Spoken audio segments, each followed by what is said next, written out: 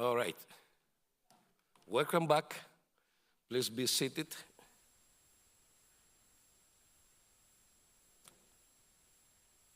The next panel is about mobility.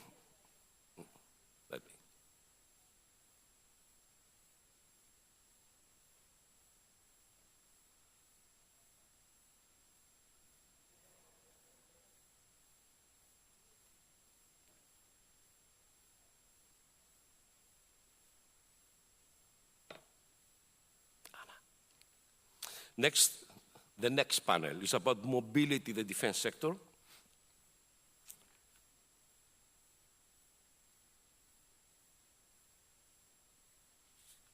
All right. And it is moderated by Mr. Dimitriou. Mr. Dimitriou is Rear Admiral, retired, with a Master in Design of Information Systems from UK. And the panel is Mr. Andrea Barbagellata, who will discuss the role of the small medium enterprises in advancing defense mobility.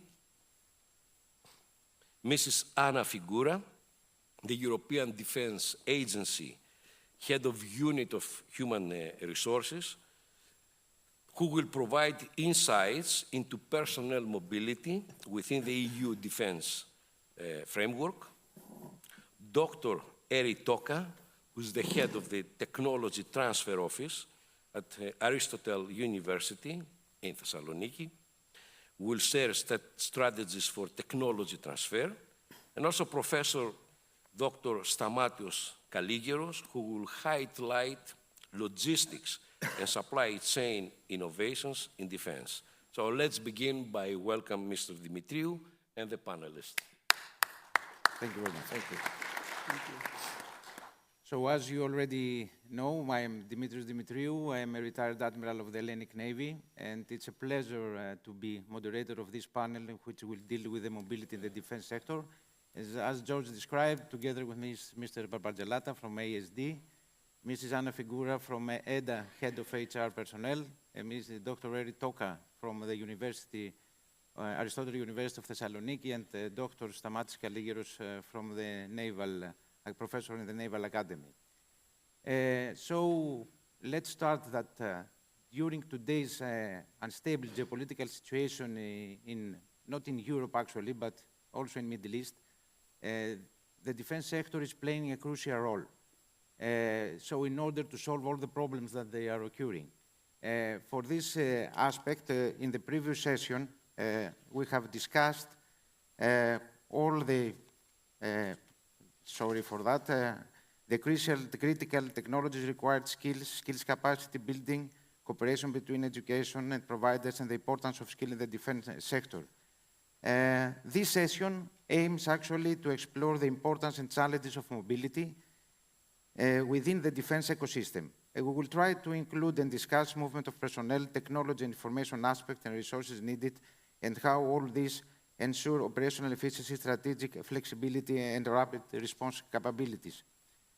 Mr. Barbagellata, as we discussed yesterday, the EU has just issued the Defense Industrial Strategy. How do you believe this strategy facilitates effective mobility in the defense sector? Well, good morning. Thank you for inviting me. Actually, I come from the experience of the first conference in Stockholm, where I was wearing the Leonardo hat. In the meantime, I shifted towards a more, let's say, urgent need, which is in ASD, the support of small and medium enterprises. So this is my role and my function today. As we anticipated, actually, the Commission has in place a number of let's say, instruments to support and to plan the urgent need of the defense ecosystem.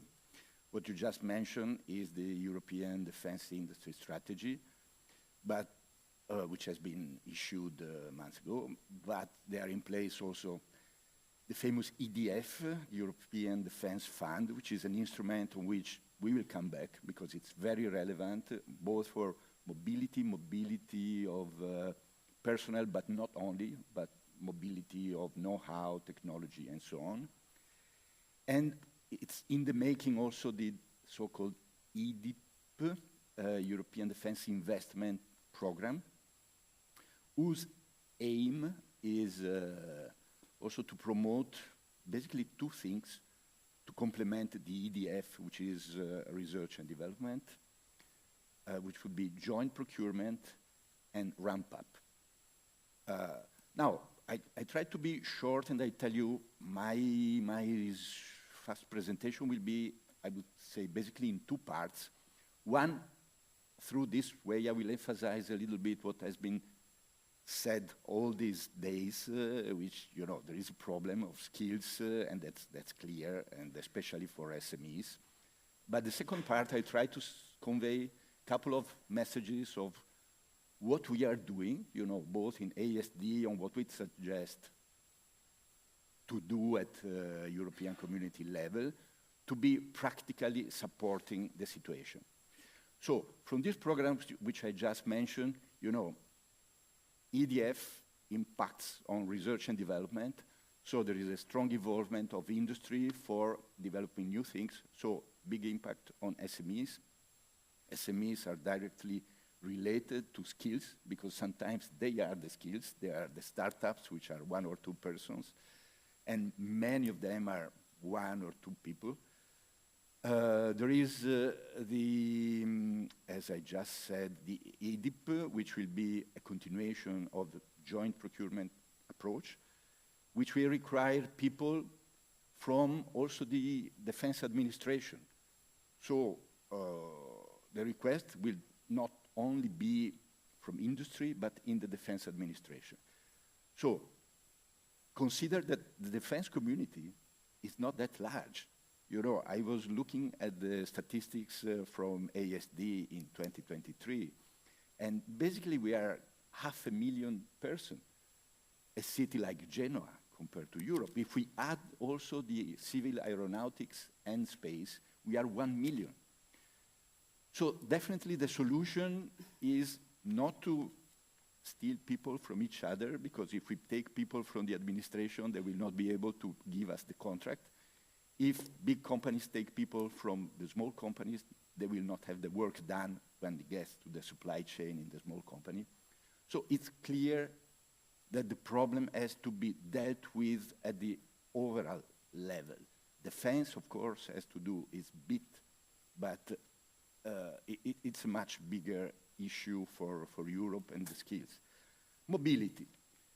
Mobility is facilitated by some programs, like, as I said, by EDF, where there are improvements to be made, which I will mention in a second, but can be also negative, because you know, when mobility is, let's say, from the defense sector or to some part of Europe to outside Europe, then it's not good. Another element which can be critical of mobility is, as it has been mentioned many times, there is a lot of request for skills, which means young employees will find it rather easy to change the company instead of, let's say, dealing with difficult topics. And this volatility of employees doesn't help, let's say, to develop substantial product and innovation. So, mobility is good, but we also should put in place, let's say, instruments to control the bad mobility. Now, the good, hopefully the good news. As I just mentioned, EDF is a real powerful instrument to integrate, you know, SMEs, to favor through the bonus systems, for instance, the participation of SMEs in the bigger projects. But I would make a strong recommendation to the European Commission. You know, if we look at the statistics of the submission of proposals to EDF, we started from 2021 with 142 proposals submitted and with a certain value, and a success rate of 42%. Almost one proposal out of two was financed. In 2023, there were 238 proposals, and only 23%, so were financed, so 1 out of 4. In the recent submission in November, there were almost 300 proposals, so we expect less than 20% success rate in proposals. Now, let me make an easy example. It's like, and the Commission is claiming, you know, it's good result, but it's like if you have a restaurant, and you can serve 100 people, and one day they come in 200, and you throw away another 100. If they come 400, you throw away 300. It's good, because it means your restaurant is good, but you know, the 300 people which are kicked out probably are not so happy. So a strong recommendation is, if the success of the program increases, you have to find a way to increase the number of tables in the restaurant, which means the budget for EDF. Last, what we are doing as association, as also my title indicates, we started to take more care of SMEs with a program which is called Spark, and I will save you from the meaning of this acronym. Within this context, we also developed a digital platform which will facilitate the networking from SMEs and large companies, and hopefully we can develop also a part dedicated to the skills. I stop here because I see maybe I'm taking a bit too long, but please use me to ask more questions about the platform, because the more people are using it, and the happier we are all. We will have the time to Sure. come back later on. So, Dr. Toka, another part of mobility is also the technology and knowledge transfer. So what, from your point of view, are the challenges that they are faced during this technology transfer across the EU borders? Thank you very much for your question, and in general for the invitation and opportunity to share my views and the insights from my organization here in this conference. So I have been invited here to bring technology transfer in the discussion and actually the mobility of technologies as it has been described. I will try to give a few insights from the side of academic and research institutions representing my university technology transfer unit, but also as a mechanical engineer myself with experience in research. So I have noted here a few critical points that I think we should take into consideration when speaking about skills for innovation and mobility of technology transfer. Just a few words about my institutions. I don't know if you are aware that Aristotle University is actually the largest university in the country and is highly recognized among others on the research track records of our engineering school. Of course, a few of our distinguished professors are here today and were also here yesterday, and they will present these kind of innovations to you. These laboratories, these research laboratories, have actually been investing for a few decades now in a strong relationship with the Greek, but also with the European defense industry through serious R&D projects, with probably I could characterize it through a low-risk perspective. 2 months ago, Aristotle University has signed an MOU with the Hellenic Center for Defense Innovation in order to have joint actions and activities between the research and the academic community with the defense and the dual-use innovation system. We are going to develop and co-create applications to serve both civilian and military purposes. Regarding our technology transfer unit, this is considered to be one of the most advanced units in the country, among public Greek universities. We have a second-generation technology transfer office, and we have a promising dynamic for future products coming to the market from the university. But what does it mean for the Greek environment? We have developed so far 20 spin-off companies, and in the university's lifetime. And we hold a portfolio of almost 70 patents, European PCTs included, across all sectors. When I'm speaking to a Greek audience about these numbers, I'm quite proud of these numbers, since they are the highest ones you will meet in Greek public universities. But when I'm speaking to a European maybe audience, or even more to someone from the States, I think these numbers tend to zero. So why is this happening? Is this so difficult? Is it so difficult to have technology transfer in Greece, in Mediterranean countries, in Europe in general? What are the challenges we have? Even more when speaking about the defense sector, where technology transfer has additional barriers. Fortunately, of course, we have a few highlights as a country. For example, maybe you can check out D-Lion Alliance. I was reading about it last week. It's a Greek defense technology company specializing in AI-driven autonomous surveillance systems. Last year, they secured 6 million funding, seed funding, but its founder has spent many years in the States, and the founding team is international, combining experience from the US and the UK. Here come the skills and the mobility issues that I'm also bringing in this discussion. So how easy would it be to talk about cross-border mobility in technologies, of technologies on the EU defense sector? It's not easy at all, considering the huge load of challenges that we face as a university, we face as a country, but as European Union as well. When we talk about bringing technologies from the lab to the market. And I refer to either direct entrepreneurial ventures, like creating startups or spin-off companies in the for defense technologies, or through collaborative defense R&D that is mostly discussed in this conference with the industry. Greece has been highly left behind in terms of technology transfer, but it's quite similar with the rest of Europe for its standards. What do we have? As Mr. Barbagelata had, we have thousands of research proposals. We have created hundreds of pure software businesses, business ventures, or 1,000 service providers. But we do not have competitive technology products, and this is a reality.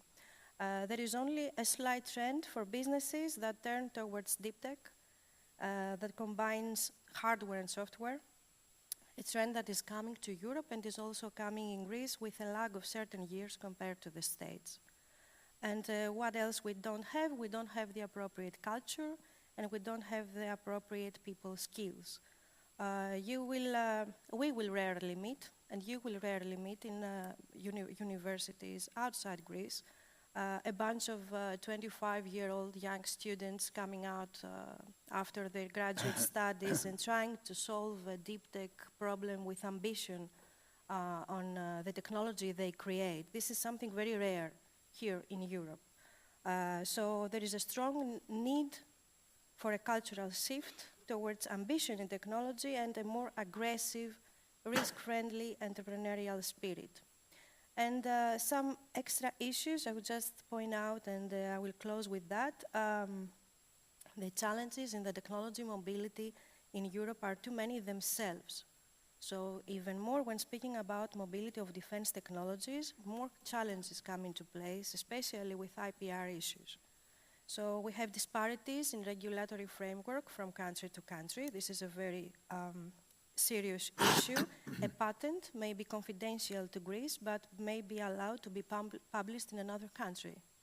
So there is also lack of mutual trust between academia and industry, mostly, again, confidentiality issues.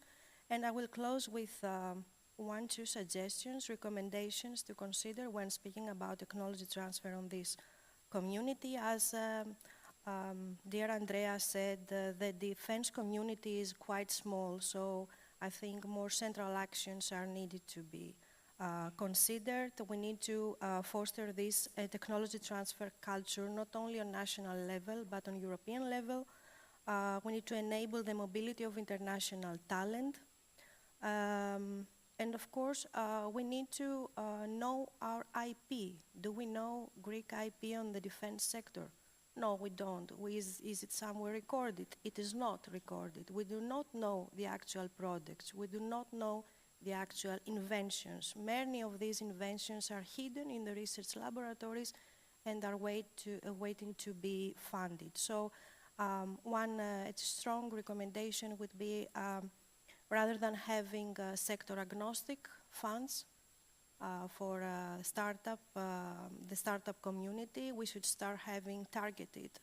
And why not have a European coordinated venture fund targeted to the defense community so that we could find the huge financial needs for early stage defense technologies that want to come to the market. This is for now. Thank you. Thank you. So, Ms. Figura, Mr. Barbagellata has addressed as a point the personnel mobility in the defense sector. From your point of view, and your experience for so many years in the EDA as human resource head, what do you believe it will be the effect of the personnel mobility within the EU defense context? Thank you very much for the question, and thank you for the invitation to the organizer to be here. I feel very privileged to share my practitioner experience with you today. Maybe before I answer the question, just a few words about my organization, although I think many of you are very familiar with the mission of European Defence Agency. So very briefly, our mission is to support the development of defence capabilities and military cooperation among the EU member states.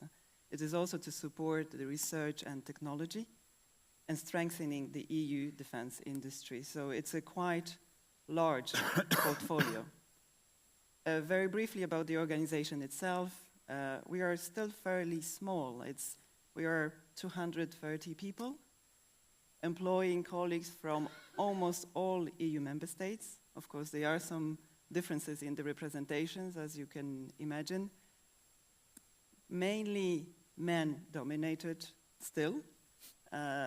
Over 60% of our colleagues are men, but women are catching up. I would say it's an ongoing positive trend, with a vast majority of colleagues between 45 to 55, and 50% of colleagues coming from military and 50% being of civilian background. So on a daily basis, we have civilians and military colleagues working hand in hand in order to make the European defense actually stronger, more coordinated, and to create opportunities to work together.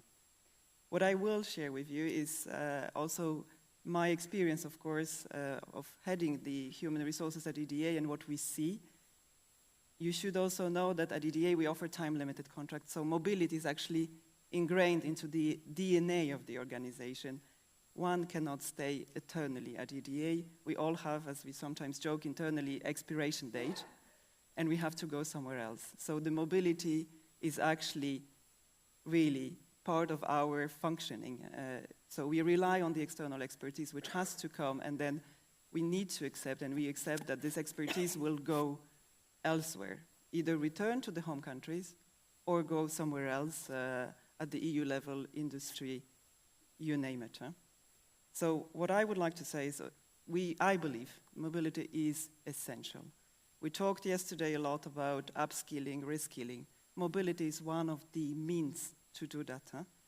We learn by changing jobs as well. And every time we change jobs, of course, there is an important part of learning, and then you can read multiple studies showing that how much we actually learn on the job. So I am a strong believer, and I do believe that mobility can be good, although Andrea hinted that there is a bad mobility, or the mobility we do not wish for.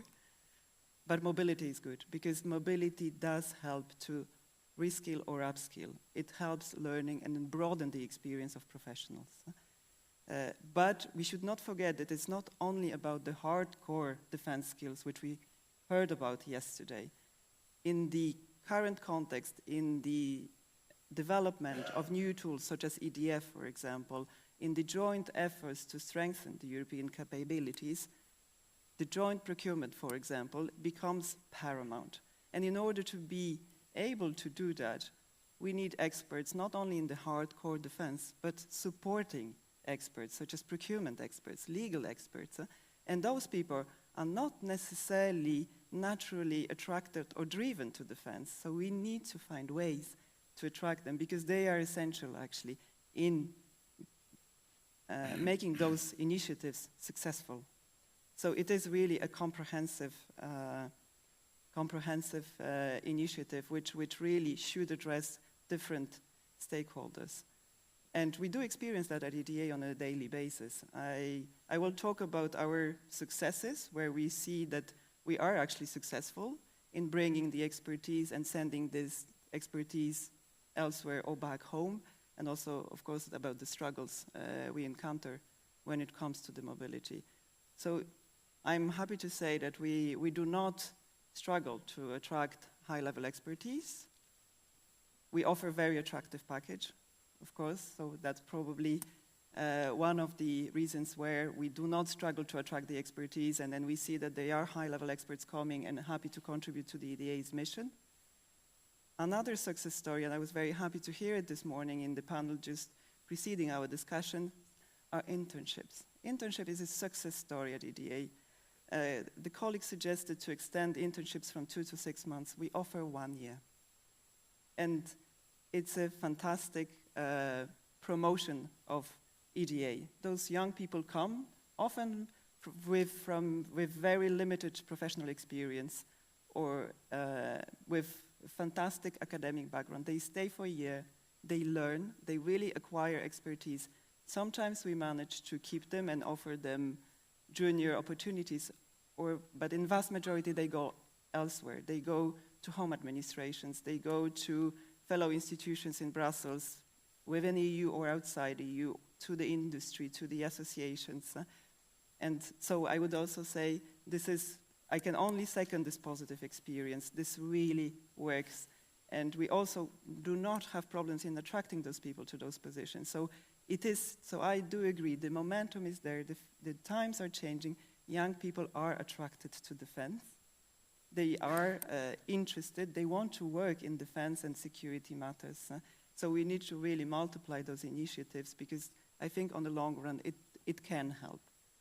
We do, however, encounter challenges, and because the important part of our populations are seconded national experts, so we rely very much on the temporary borrowing of expertise from ministries of defense or public administrations. And now that defense is highly on the agenda and on the spotlight, we do see there is a certain reluctance as well from the national administrations to release this high-level expertise, even temporarily, to EDA.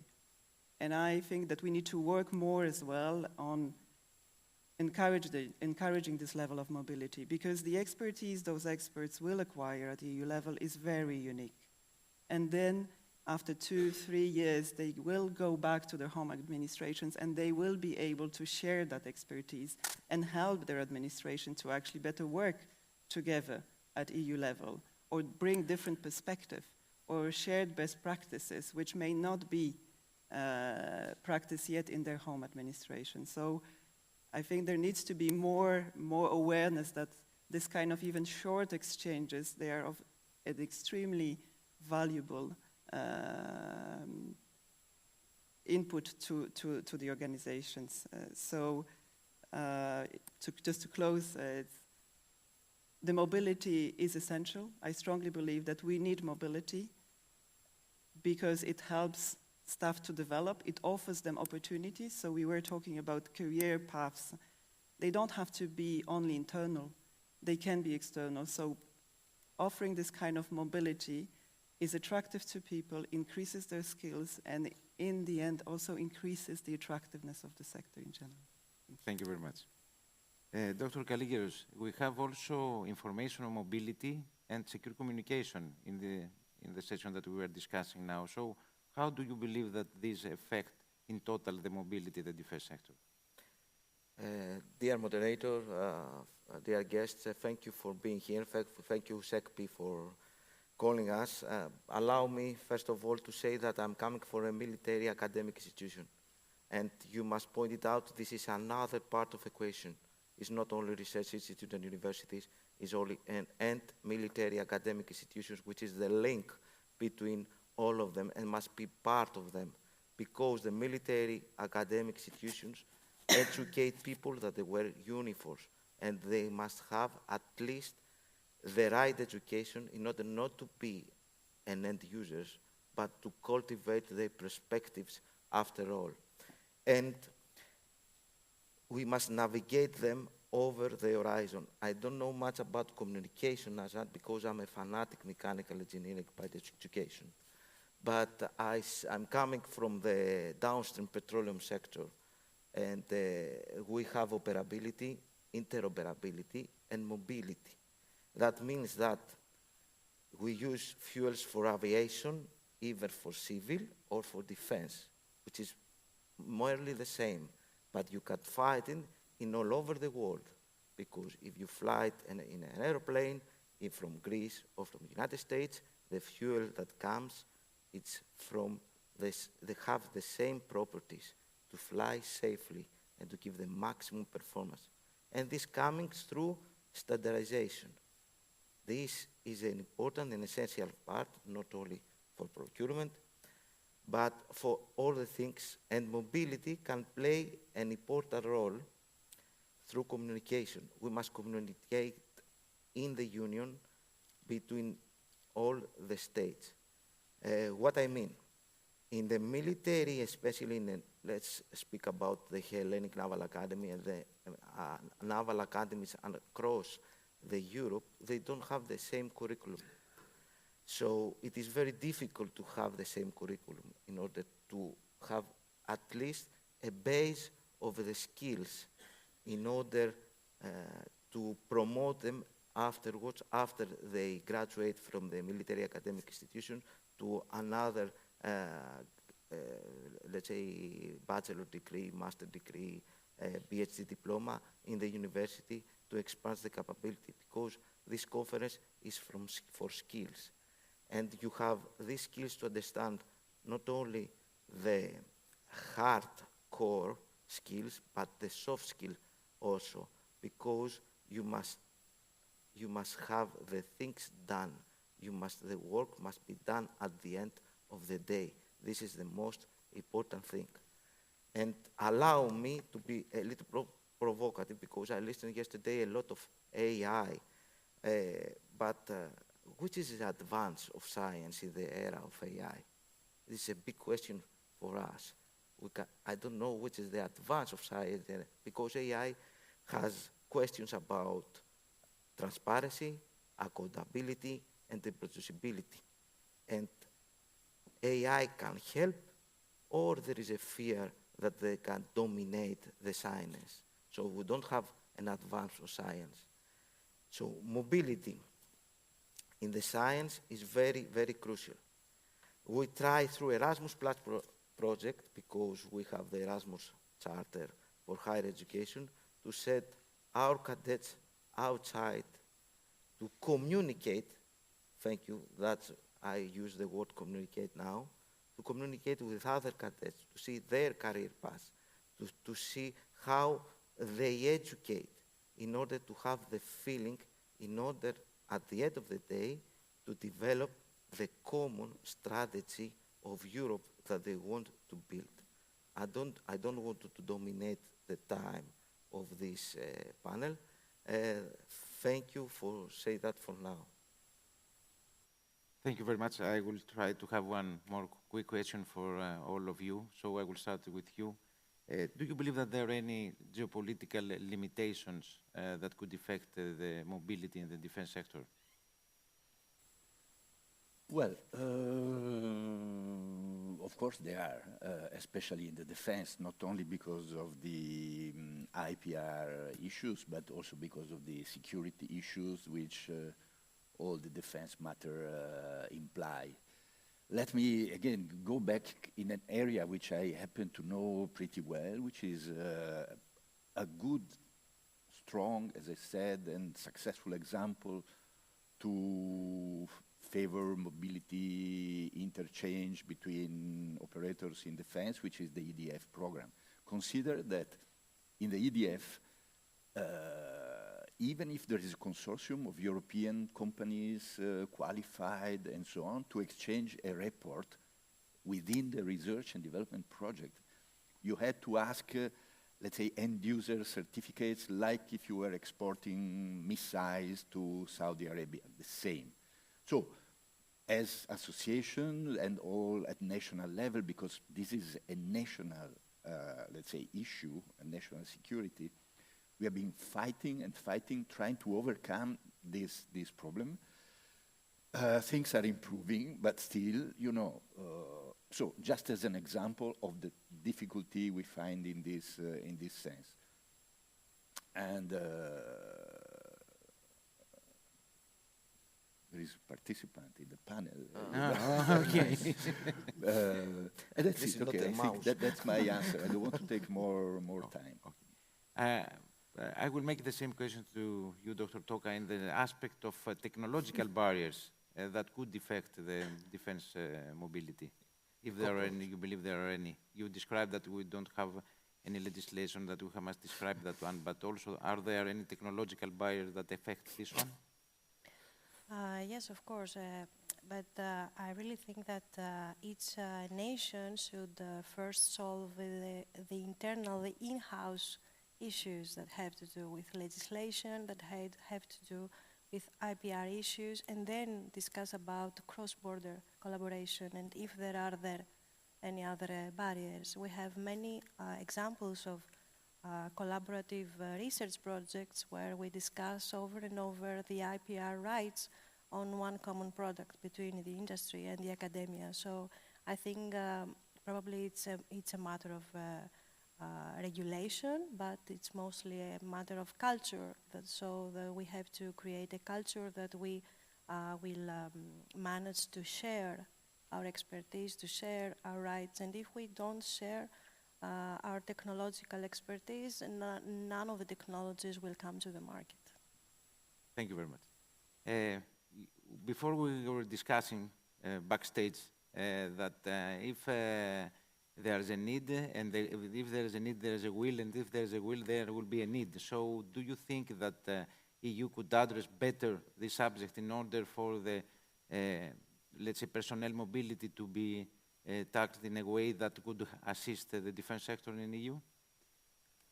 Certainly, because what we see as well as difficulties, and maybe this is now even more outside the scope of my organization, is of course there are differences when it comes to the requirements. And the first one which comes to mind, I think, to everybody is the security clearance requirement. And we know how difficult it may be to actually obtain one when one wants to work abroad for a different organization, not even private, sometimes even in public sector, in research. For a foreign researcher to obtain security clearance, it may be an extremely difficult process. So this is certainly one aspect where a more coordinated EU-level initiative would be of added value to facilitate this kind of mobility, not to discourage those who would actually be interested and who are needed, because they may be needed somewhere else, not in their country, to facilitate this kind of mobility. And I know that there are already countries actually easing up the requirements because they lack internal expertise so much that, yeah, when there is a need, there is a will, as we said backstage. So that is one thing. Of course, the linguistic barriers as well. We're privileged enough here to be well acquainted with English, and then we communicate freely. This is not always the case for all involved in the defense sector. So we also need to remember that going back to the basics as well, investing in languages is also key. Because if those experts will not be skilled in languages, in communicating in other languages than their own mother tongue, the mobility will always be an issue. They will not be able to communicate. Just to mention a few. Thank you very much. Dr. Kaligeros, Mr. Papagelata said that we have a lot of projects. Do you believe that at the end we will have also products if we establish mobility inside the defense sector? Let's be tricky. Thank you. We have a lot of projects, but we don't have a lot of products. Why this happened? Because we have a research, we finish the research, but we are afraid to go to the entrepreneurship in order to have the research a product at the end. Why that? Because we have different laws, the laws of the states that did not allow, the taxes, etc., etc. And in the defense sector, this is, you cannot build in Saudi Arabia or in Dubai in an offshore company in order to do the defense material because you don't have facility security clearance, you don't have the clearance security of the personnel, etc., etc. We must see these products after the research because the research must always go to a product. This is my personal opinion. And even because I spoke of the standards previous, the ISO discovered that, and it's issued in 2023 a technical specification how from the university can bring up business collaborative project. So we have as early stages technical specification from the ISO in order to do that because we need the research to be product. The product is coming from research which is history, but is looking at the future, which is the market. This is the product. So I think that we must put at the side our fears about entrepreneurship and universities and collaboration, military institutions with universities, with research centers and companies in order to overcome this fear, in order to be more competitiveness, in order to have development, which is the real course, in my opinion, this is the development. Thank you. Yeah, thank you very much. So are there any questions from the audience to the speakers? We still have some time for 5 minutes to spend, if there are any. Okay, so thank you, everybody. It was a pleasure moderating this panel. From my point of view, I believe that the mobility, the defense sector is a huge subject. So as we were speaking for 2 days for skills, we must speak also for mobility in the first chance that we will have in the future in an equivalent conference. So thank you very much, and thank you for your attention. Thank you.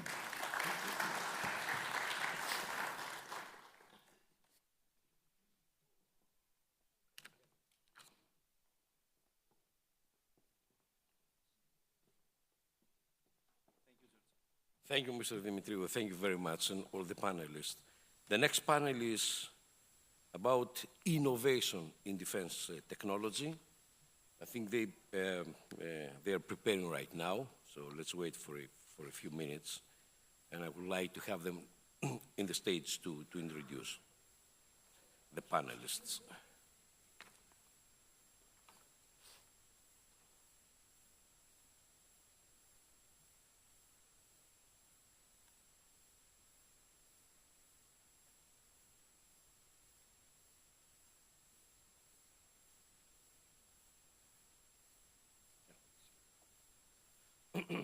All right. Ready? Ready. Okay, I will start with the moderator, which is this session moderated by Mr. Michalis Katselidis. Mr. Katselidis, senior expert in defense industry and space, European Commission. Professor Kyriakos Iakinthos, who is Vice Director for Research and Innovation, Professor School of Mechanical Engineering, Aristotle University of Thessaloniki. Mr. Hubert Raymond.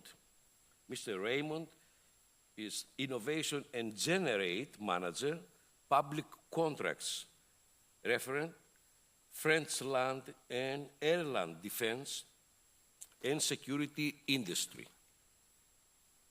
And Mr. Dimitrios Zovaras, President, Dr. Dimitrios Zovaras, President of CERF.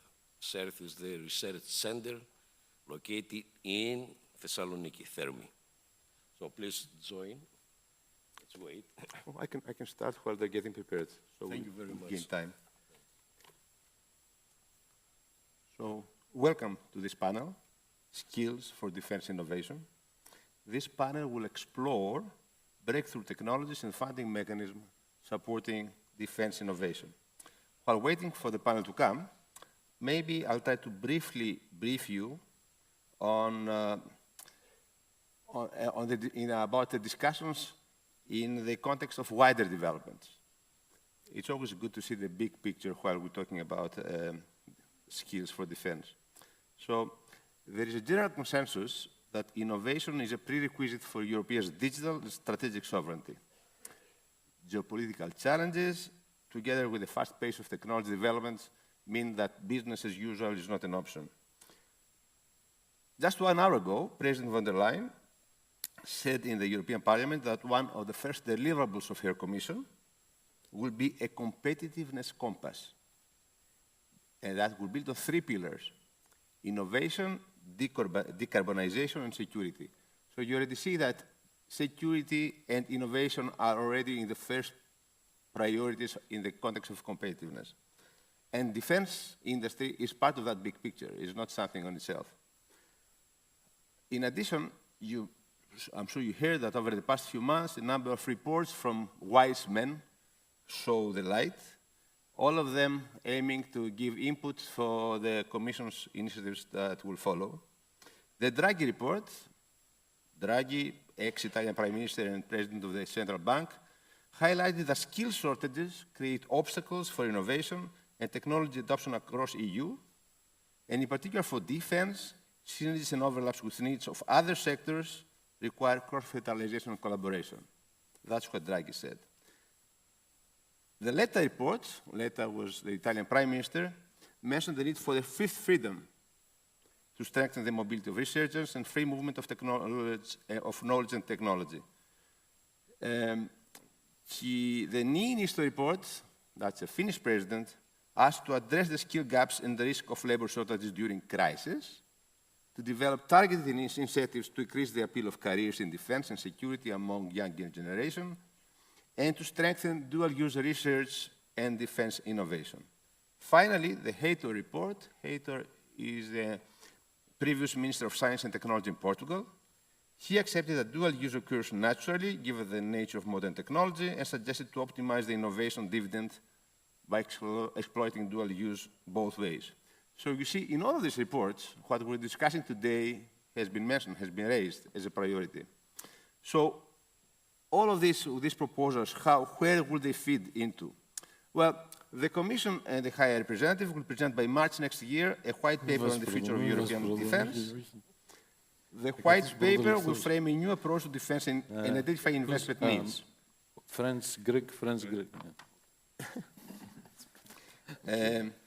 Those of you who follow the news, you may have heard that the Commission is considering targeted use of cohesion funds for defense research and innovation, easier loans and equity by the European Investment Bank for defense projects, even joint EU borrowing for defense are all on the table. Only last week, the foreign ministers of the 5 biggest EU countries gave their backing to a proposal on joint European defense bonds, which aim to bolster the bloc's defense industry. This will come on top of the increased budgets we expect in the next 7 years, in the next multi-annual financial framework. And it will come also in addition to what was mentioned, what the President announced, big-scale flagship projects. Just like for example, the air shield that was proposed by the Prime Ministers of Greece and Poland. The European Investment Bank, in addition, gave another 8 billion euros for dual-use projects, and they will announce at the end of this month an additional 1 billion euros for dual-use for SMEs. So, in addition, in NATO has its own programs on defense innovation. Diana, who stands for Defense Innovation Accelerator for the North Atlantic, and we in the Commission, we work very close with them to coordinate our work. And finally, the member states themselves, the biggest investor of all, their investments in defense compared to 21 increased by 30% and are now 326 billion euros. So I may dare to say that actually very soon funding will not be an issue. We should start looking at what we should do with that funding.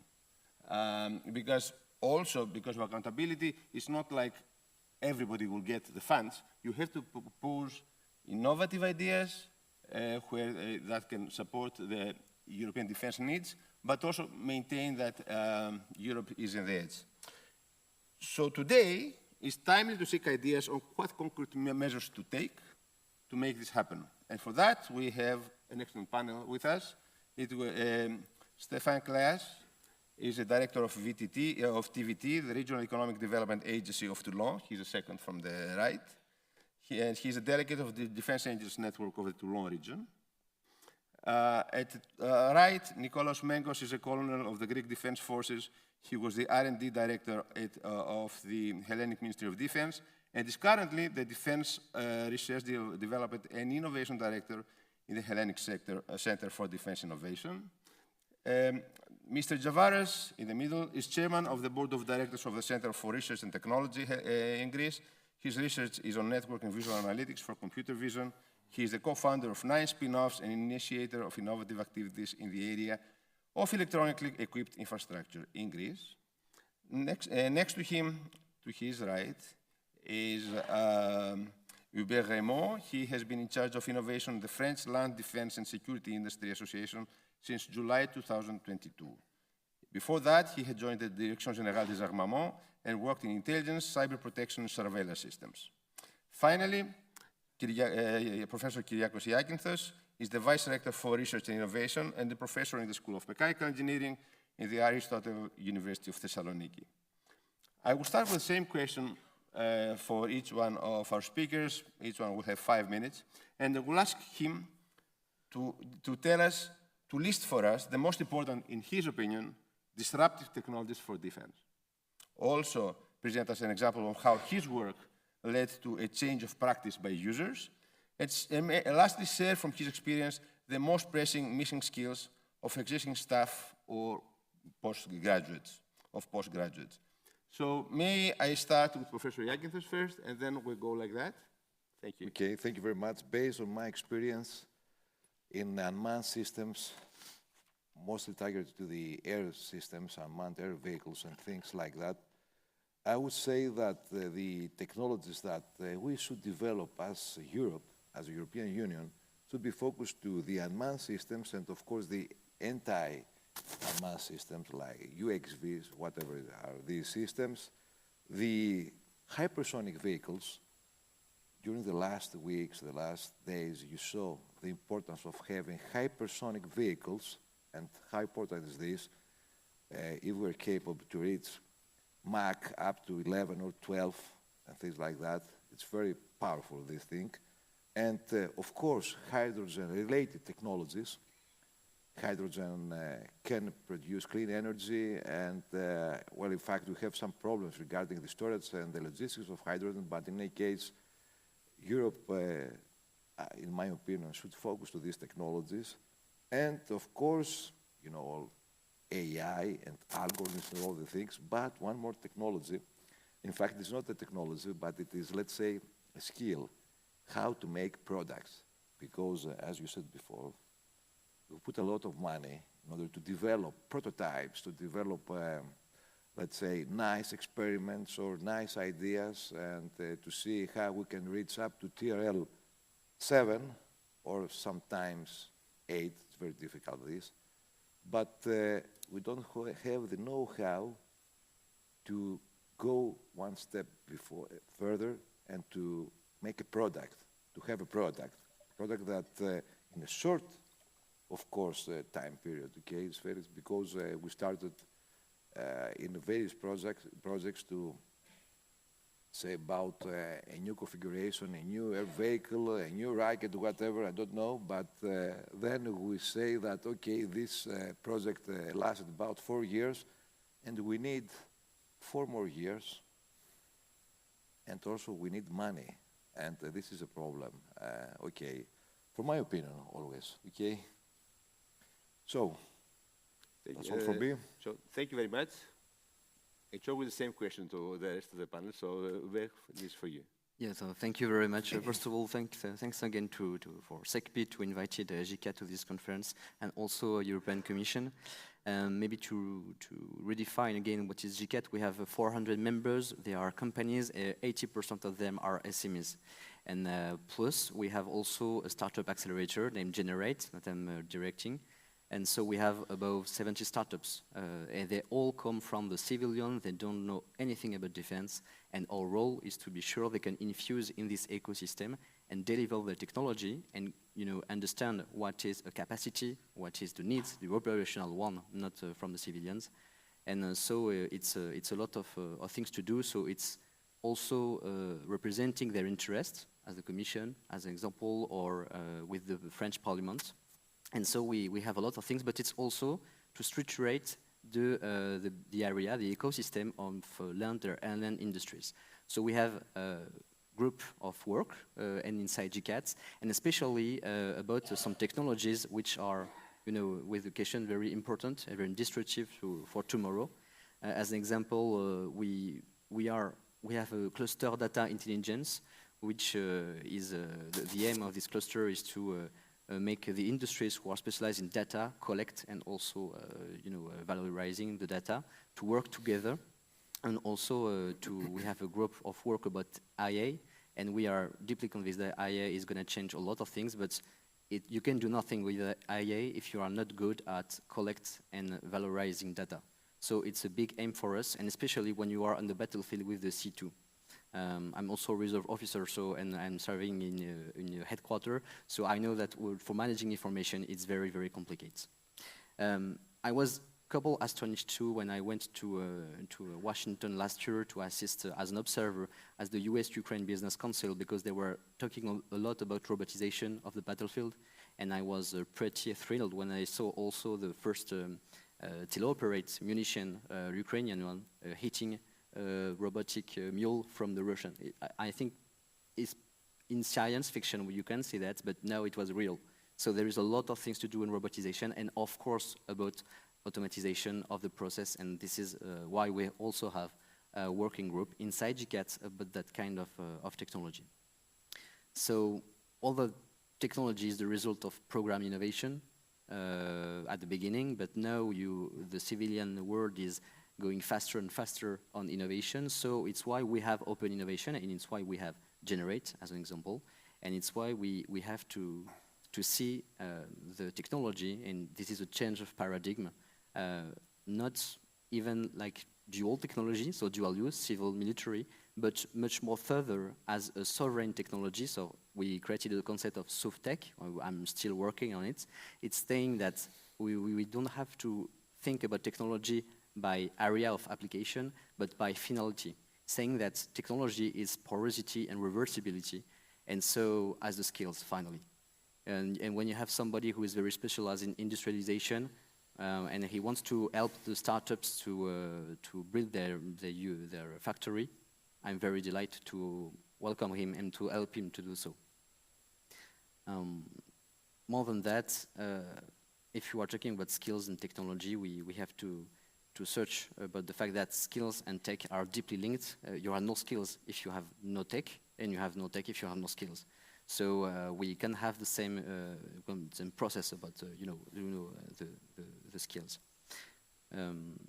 More than that, I can continue about what we are doing, maybe for skills, because it's a big problem in France.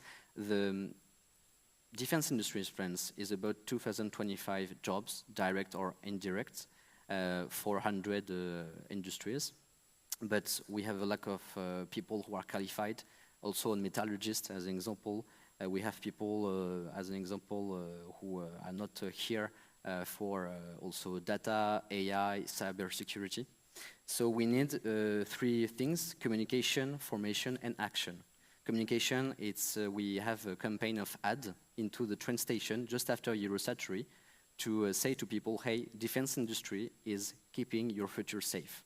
And that was pretty effective. We have a lot of things.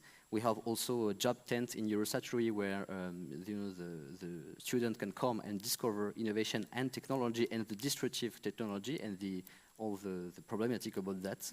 We have also about formation, the second point, it's a joint school with military and also apprenticeship. I'm one of an example of apprenticeship in the area of defense industry because I did that to Paris in the university and I could work at the DGA, also at the startups, and I was learning everything about public procurement, export, everything like that.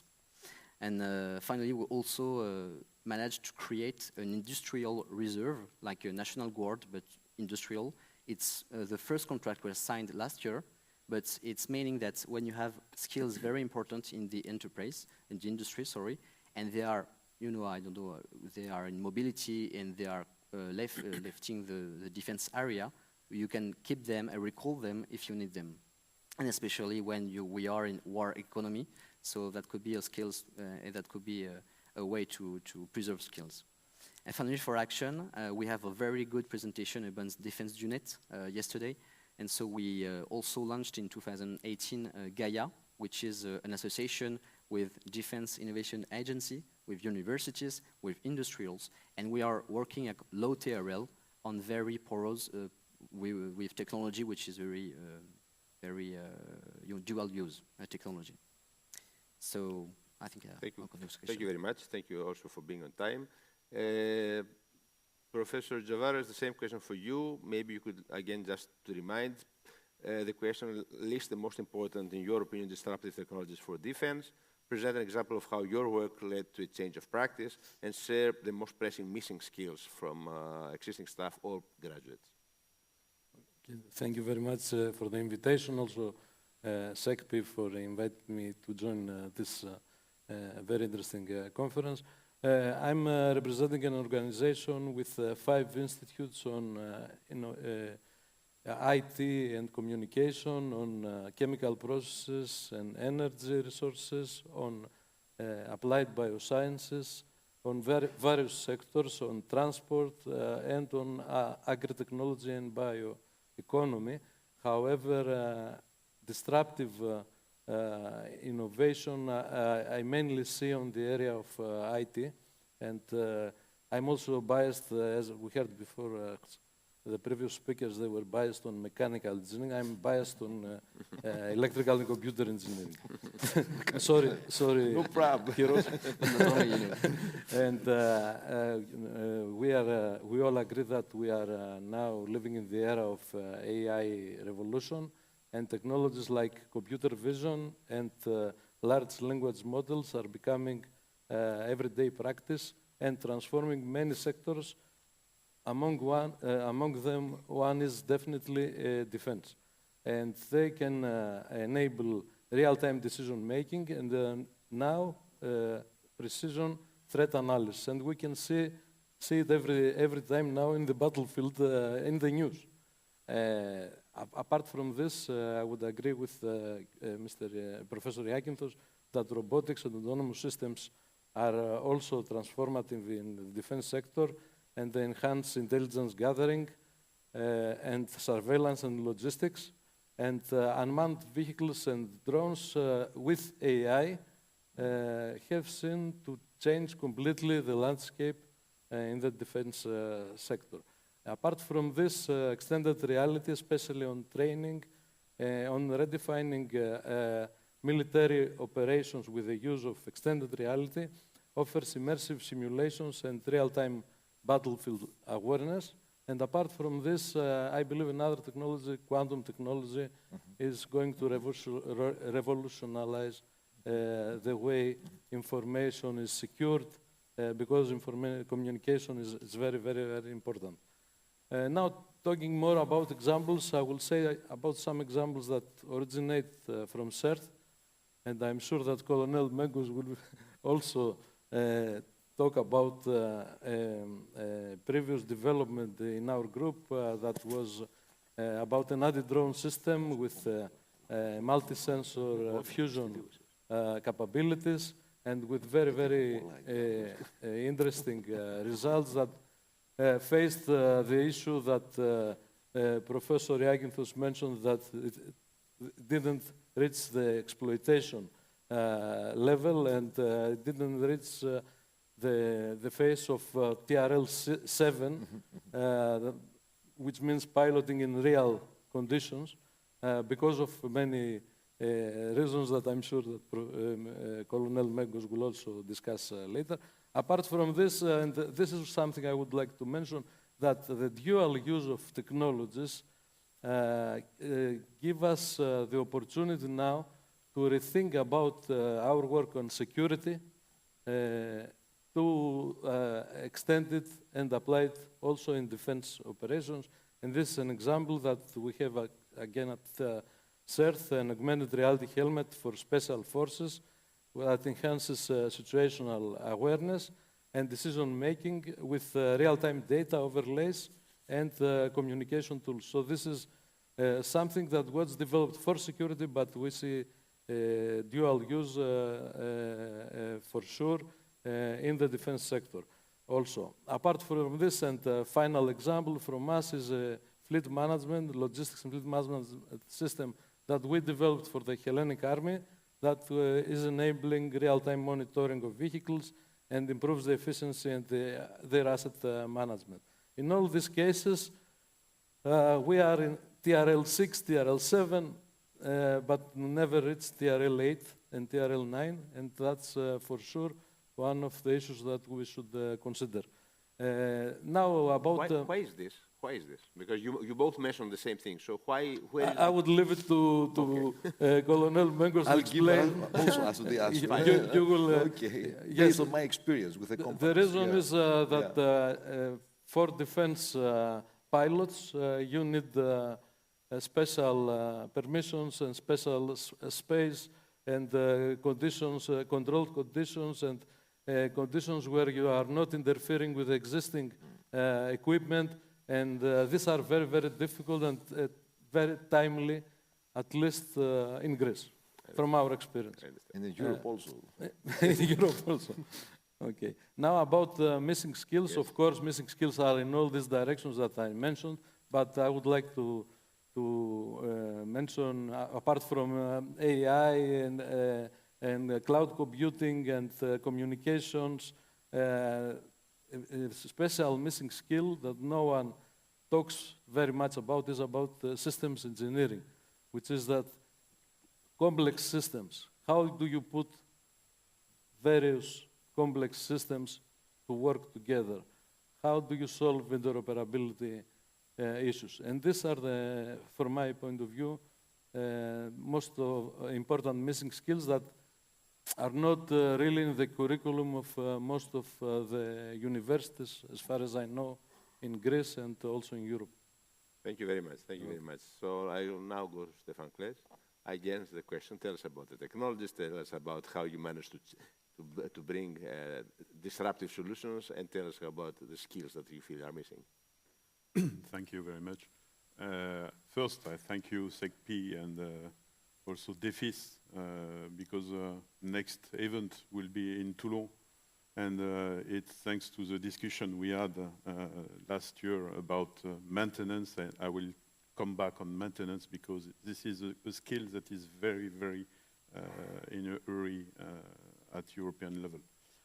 First of all, I would like to emphasize the term of innovation. Everybody is speaking about innovation since decades. And in fact,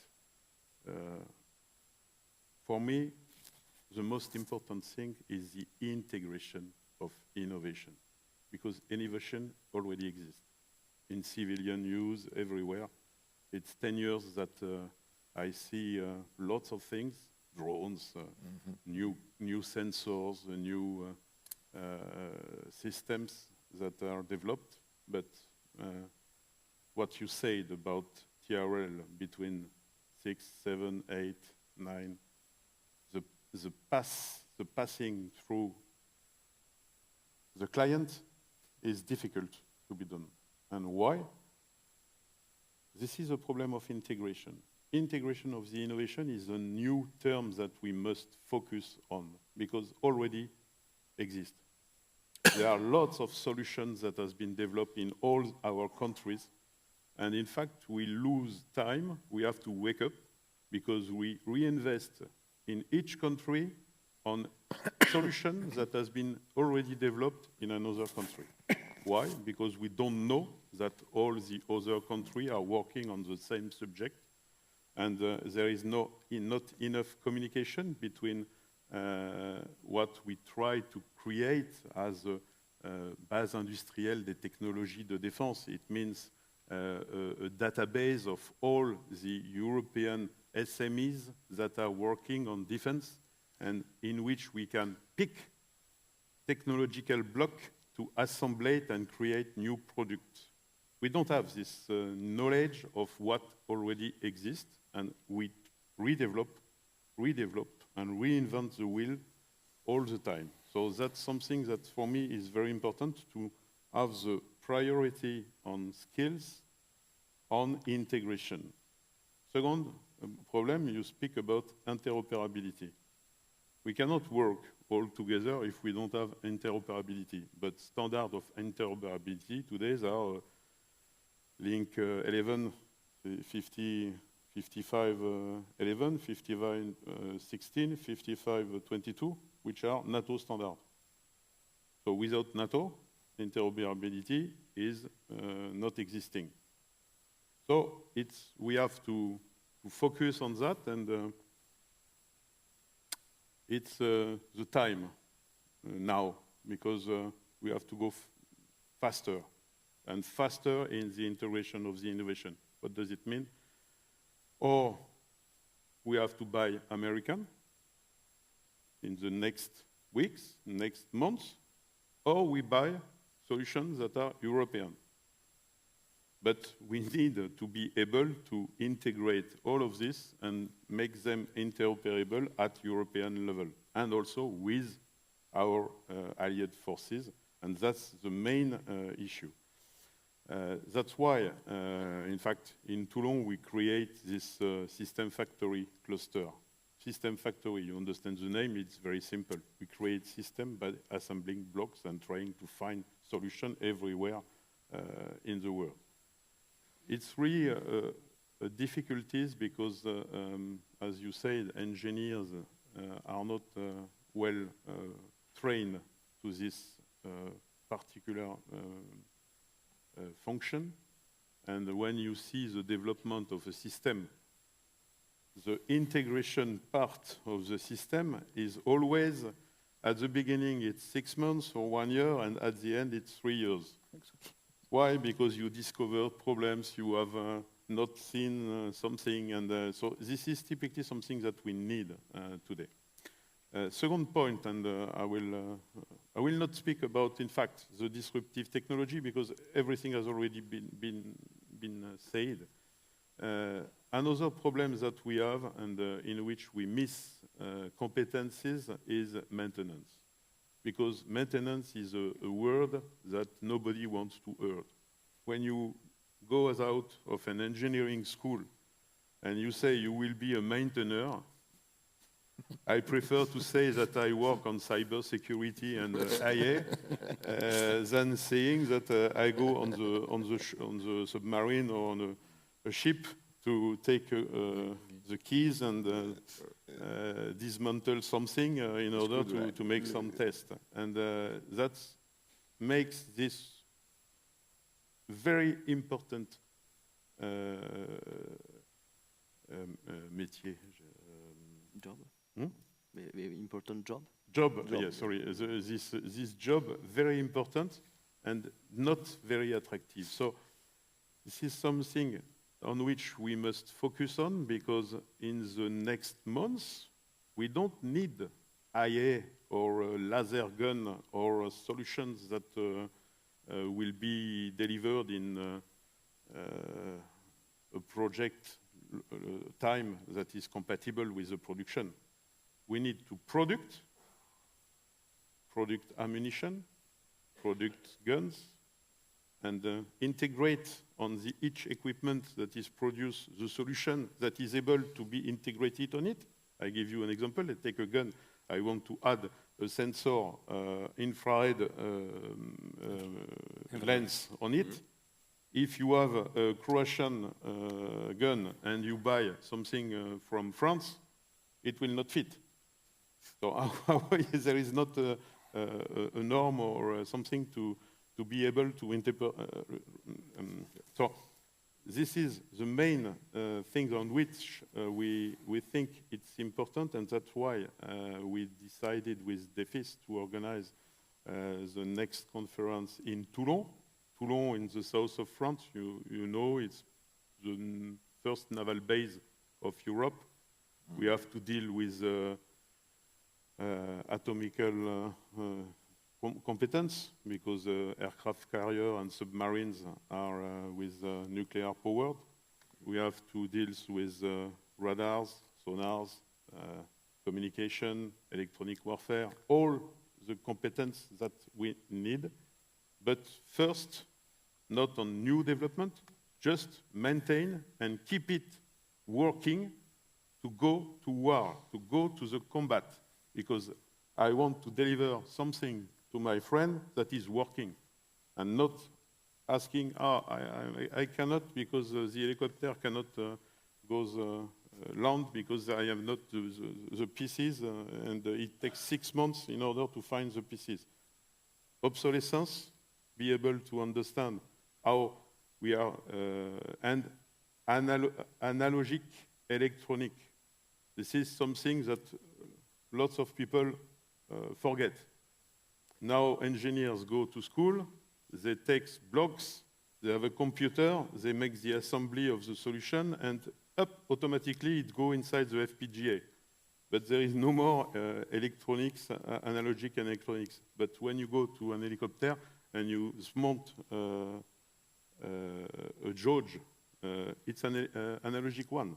So the new people, they don't know how it works, and they take it and say, it's not numeric. What can I do with that?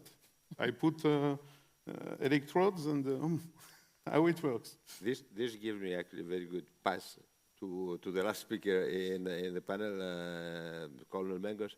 I mean, your experience from the field, also as a user of everything we discuss, is very relevant to our discussion, especially now you have in your new job, if I may say, in the context of defense innovation, you'll have a lot to tell us about new technologies and the missing skills. So please.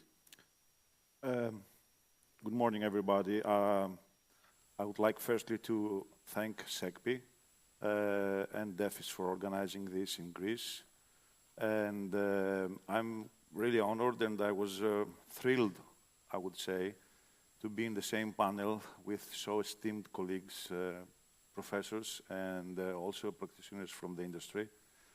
But especially Professor Joe Varas raised the expectations from me, and I would try to meet these expectations. And saying that, I have to assure you that there is no pact between us, but I will say that the most important technologies for the defense are the unmanned systems. And, but I would say that from the view of a soldier. Being a soldier myself, I would say that unmanned systems are the most important because they reduce significantly the risk of hazard on personnel. And this, for me, is essential. But these unmanned systems encompass a spectrum of disruptive technologies, such as sensors, AI, and among many others, quantum also, that it seems to be the transforming technology in the future. But I will not stay more on this, because I said you raised some expectations on me. And I will pass to the third question. And I will say this thing. There is a paradox in the soldiers. There is a paradox that traditionally soldiers in centuries have been very innovative in the battlefield. But what we face now in garrison is that they're very reluctant in taking risk and innovation needs risk. So there is a very heavy burden, a very heavy administrative burden and dangers for the personnel that are a very big obstacle in the effective implementation of the defense innovation in the end user's hands. And many mention Ukraine in panels like this as an example. But I would like to point out a very special factor that differentiates the situation in garrison and in the field. There is something common. There is survivability. We want to survive in both situations. But the thing is that in garrison, we want to survive the lawyers, we want to survive our families, not being dragged in internal investigating procedures. In the other field, we want to survive ourselves and our comrades and those personnel that are entrusted to us. And that's a big difference, because then in the field, we would take risk, but we don't do it in the... And with that, I'm responding to what Dr. Javara said before. It's true that we had this example, and also I will use this for passing to the next item that I would like to bring on, which is LCAC. We had an issue of timely and efficiently providing the support that the industry or the research institute wanted in order to advance its product. And this heavily depends on what I said before. But there are steps forwards, there are steps that have been made. I've been in the research and development defense sector for 5 years now. I have gradually elevated positions. I've been 2 years R&D director in a time that R&D and the defense sector in general, due to geopolitical reasons, came to front. And I have to say that things are changing. And what is a big change, and excuse me, but I have to talk about this because I'm very enthusiastic, and being innovative needs enthusiasm. It's the Hellenic Center for Defense Innovation, which I'm now, I have the honor to be in the core team that builds it up. And I'm very enthusiastic about it because it's an innovation itself. What we're trying to do is to bring together two worlds, I would say, those operational guys and the market. That we didn't use to talk to ourselves. And going back to the previous questions, also a skill that might need to be enforced, it would be for the white collars, the engineer white collars, which are the ambassadors of the blue collars, that they are doing the job. To the white collars, like business experts or lawyers that, unfortunately, to me, they're running the show. They have to learn better, the engineers, talk to the guys that run the show, and they have to make them understand, because they know the actual world, the actual solution. They know the science, they know the tech that can drive the innovation.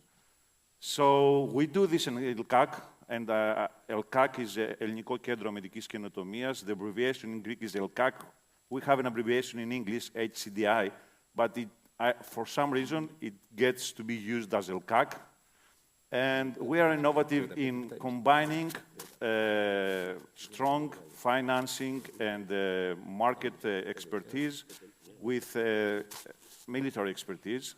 And because I think we have already a little bit late on time, I will only point out one innovation that we did, and it's relating to skills. There is, with the inspirational creation of our minister of a law that changes the conscription in Greece. We have now, and we already have them in ELCAC, doctorate scientists that they were evading doing their conscript. And they come now, and instead of serving their country somewhere in the borders, they serve their duty in ELCAC. And with this, we have a multi and cascade effect. You want to interrupt me? Actually, this is an excellent step to the last question. So I would like, as you know, I want to give each one of you 1 minute to answer to the following. The Commission now, for the first time, will have Vice President responsible for skills. The Commission will also have, for the first time, a Commissioner for Defense and Space. Obviously, they will plan some actions. They take place on the 1st of December, so this is the right time for advice for new ideas. If they ask you, what advice would you give them? Or skills, what should they do to advance skills for defense innovation? 1 minute, not more. Okay, I will continue with that because I believe it is important. So, with these conscripts, we do give them an opportunity to do not interrupt their career. Take this notice for what you asked. And at the same time, we have fresh minds, because we need fresh minds. All of us, unfortunately, we are old, the core team that we're building, the ELCAC. And we need fresh minds, and also these are the future. These are going to be our ambassadors in the market, because they are going to be the market afterwards. So we're going to have the same mindset, and they will help us build a mindset that will work in the future generations. And that is something maybe that the Commission should find ways to incentivize. And also, maybe it's a common, what I will say, but giving money to the industry and giving also the predictability that it's very important for the industry, it will give them the credibility to young people to follow the defense sector in whatever field they find personally important or interesting to do so. But predictability for the industry, it's very important. Thank you very much. I take this intersectoral mobility as an advice for the new Commission, the way you described it. And then I will go to Stefan. What would be your advice? Simply to accelerate the creation of a business accelerator for defense in each domain in Europe. There is this first call, which was named BAM, Business Accelerator and Matchmaking, on which I personally answered to the call. I think this is something that is very important in order to create a place like ELCAC, where you have the operational that can work with startup, with young people that have ID and that can exchange and create and accelerate their project with a financement that is coming from Europe and from national dual use. Okay, 10 years about the use of dual use in industry. The result of that is I have never seen any project for defense that really was used also for another activity. So we focus on defense, accelerator on defense, and that's all. Okay. That's enough, we need that. Thank you very much. From my point of view, definitely training in all the skills, in new skills in these disruptive technologies, for sure is something that has to be supported as much as possible. But apart from these new skills, also reskilling should be very, very important. So people with existing skills to be able to redirect their expertise, their knowledge in the defense sector or dual-use sector. I do believe in dual use. I have a different view. I believe that security research and defense research are not that far away. That far, of course, but it's in our everyday life. Yes. And we are not in a war. At the end, I would encourage also to support basic research in dual use and maybe only in defense, but basic research issues like the ones that Professor Iaginthos mentioned in hydrogen or very new technologies, and this could have a major, significant impact in the Thank you very much. industry. Your advice to the Vice President. Well, I used duality, and I said we can go further duality using sovereignty by talking about finality of technology, so I would be dual too. So dual use advice. The first one is maybe to say that defense is a tech sector, and there is a lot of opportunities. When we are talking about different finalities, and maybe it's beyond Stéphane and you, Professor, is to say that a technology can be only defense. Okay, as an example, a 20 millimeter gun, I can go hunt, I don't know, in the forest. It's not possible, but you are not some American. some technologies are completely characteristic with porosity and reversibility, and you can have finalities in defense, security, justice, but also in vital operators such as energy, communication, but also in essential public services activities, such as transportation, as an example. And if you identify these kind of technologies, you can say, okay, to the students, but also to the social and ecosystem, and also to enterprise, you can go on it, and this is the area where your technology at a low TRL can be on the defense, if you go on TRL and graduate, but it also can be on, as an example, a bus, a tramway, everything like that. So maybe that can be a thing to be wider on the spectrum. The second one is to say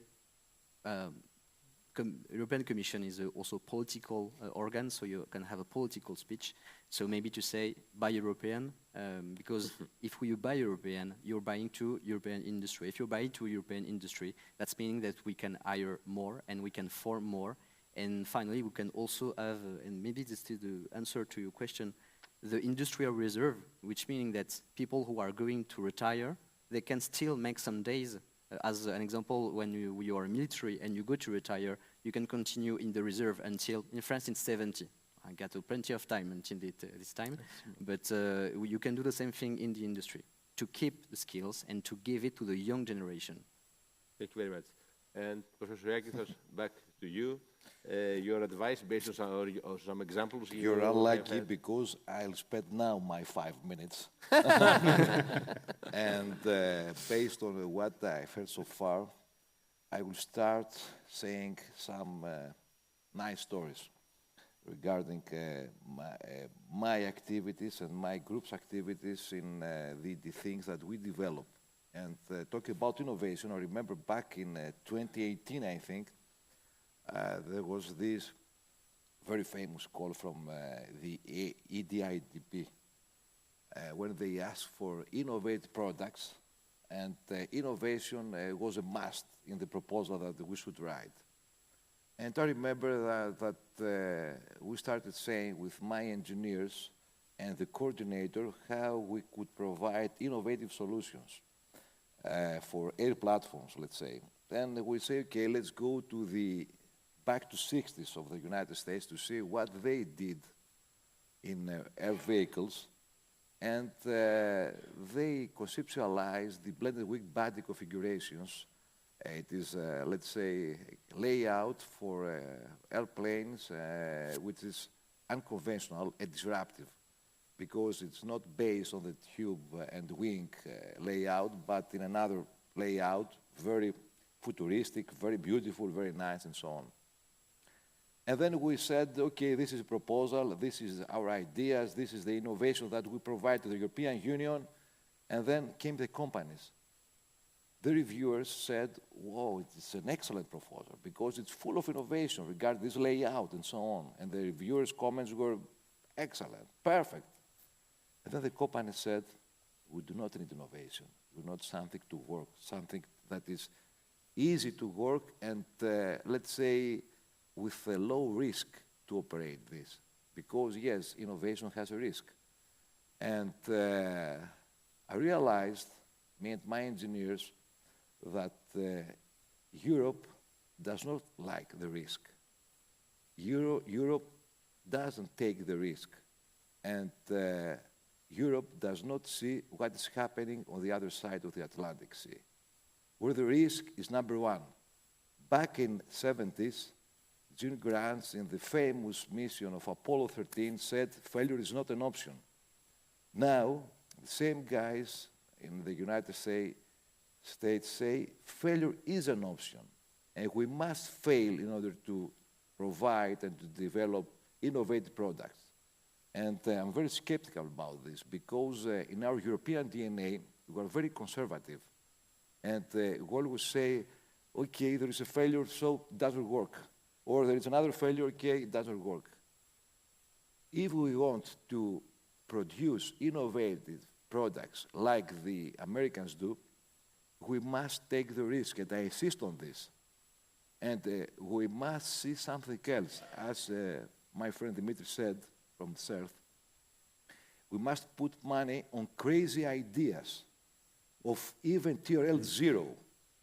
And from these crazy ideas, we will have nice things. No matter what we do or what kind of, how many organizations we have or committees and so on, I never saw something that say, you guys, just put your crazy idea, and I'll give you money. And I realized this when some guys from the United States visited me before 15 days from an organization funded by the United States Army, and they said to me, please, you the European guy, if you have crazy idea, just send us a white paper, we're an institution where we put money, and if we say that this will be a benefit for our country, we will pay you, starting from 100,000 per year for TRL 0, up to 400,000 euros per year. I never saw this from the European Union. This is changing, but it takes time. Everything takes other time. guys, if this will not change, it will be too late for heroes for Europe. You will remember this. Okay, thank you very much. Thank you very much, everybody. I'm looking at the organizers. It took a bit longer. Sorry for that. I hope that the audience found this interesting. I joined listening to you. That was very vivid, the whole discussion. And thank you very much. Thank you very much, Mr. Ketsalidis. Thank you, gentlemen. Should we move on? Yes.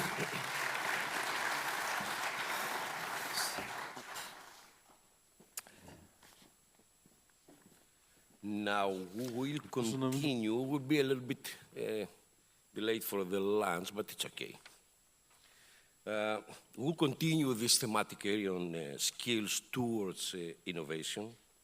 And let me welcome in the panel, moderator, Colonel, sir?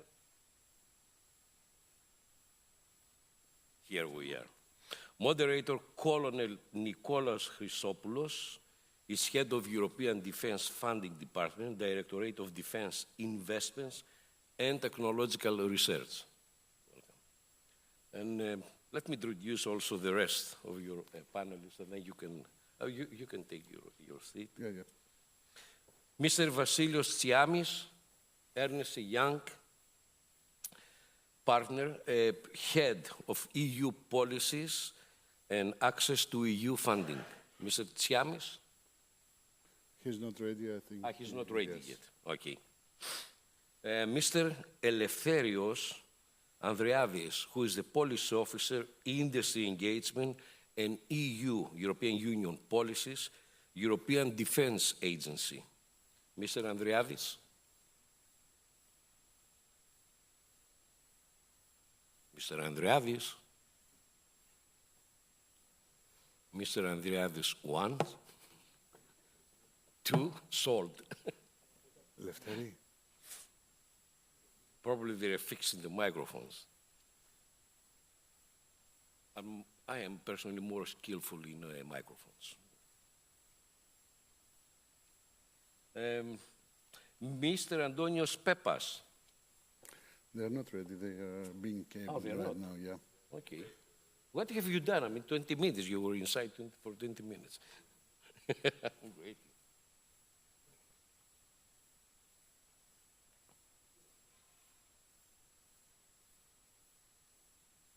So in order to gain some time, I will do the introduction and I will introduce the panelists as well.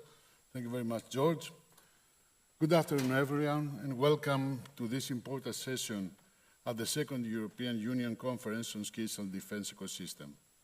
First of all, I would like to congratulate SEKPY on organizing and hosting this special event at this very beautiful venue at Thessaloniki, and also I would like to thank SEKPY for honoring me to serve you as moderator for today's panel discussion on resources and skills in the European defense sector, with special focus on problems, suggestions, and examples.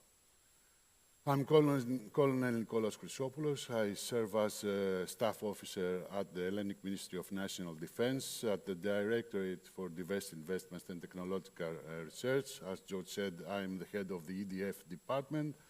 And also I'm dealing with several EDA CapTechs as a CNC. So as you can imagine, I'm pretty familiar with all projects, all funding mechanisms, EDF, EDA, and from my previous post as a staff officer at the Hellenic Army General Staff and the Hellenic Ministry of Defense at dealing with Horizon projects.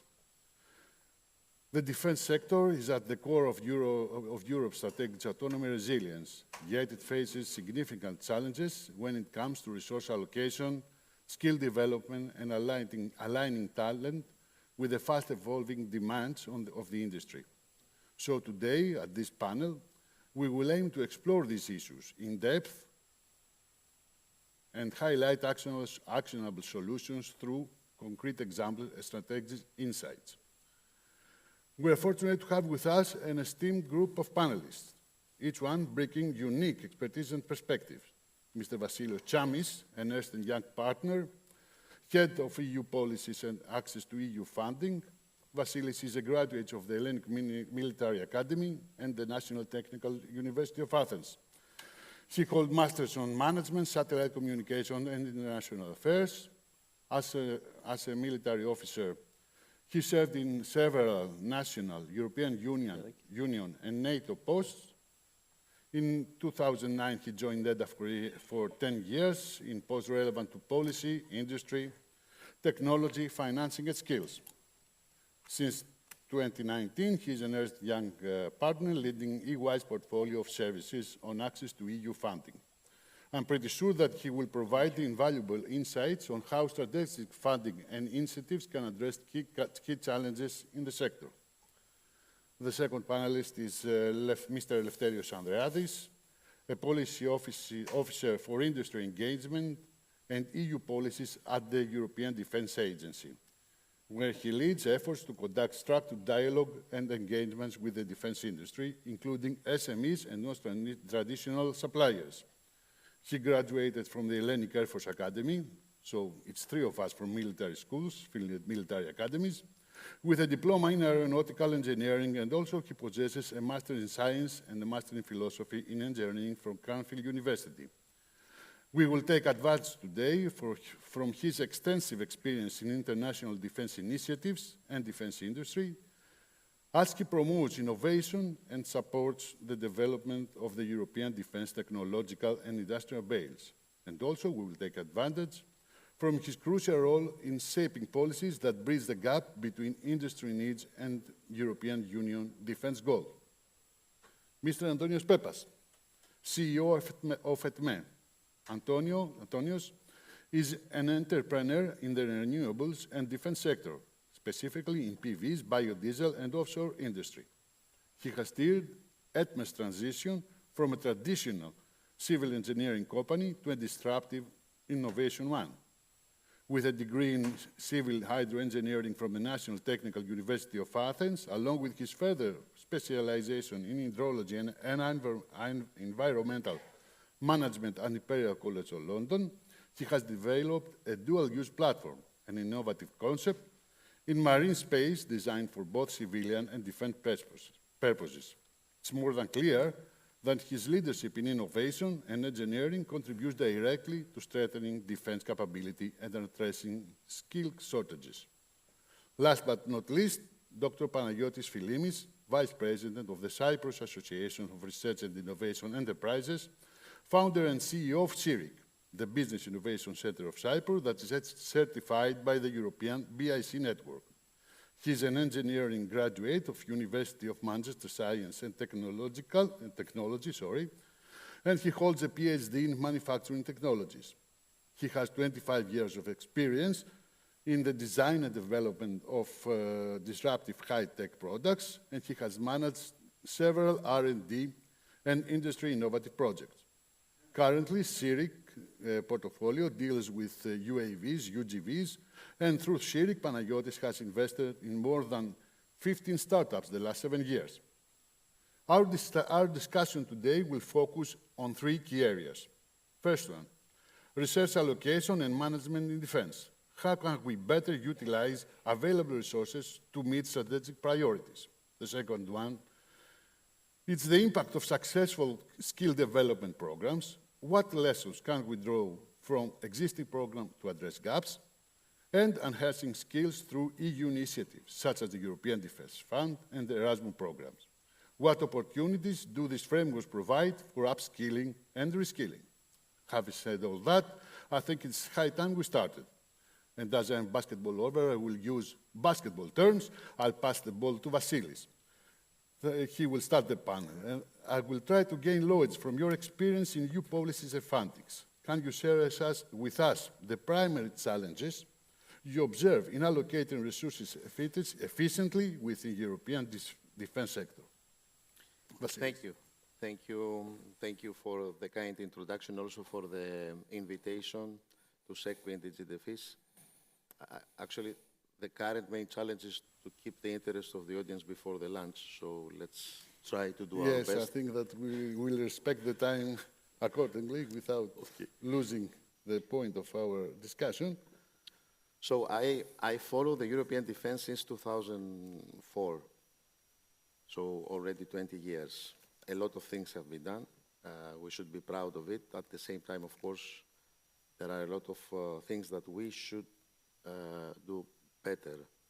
It was the period that the member states were spending in a totally uncoordinated way, mostly in their defense industry, which affected also the uncoordinated way of development of capabilities, technologies, and skills.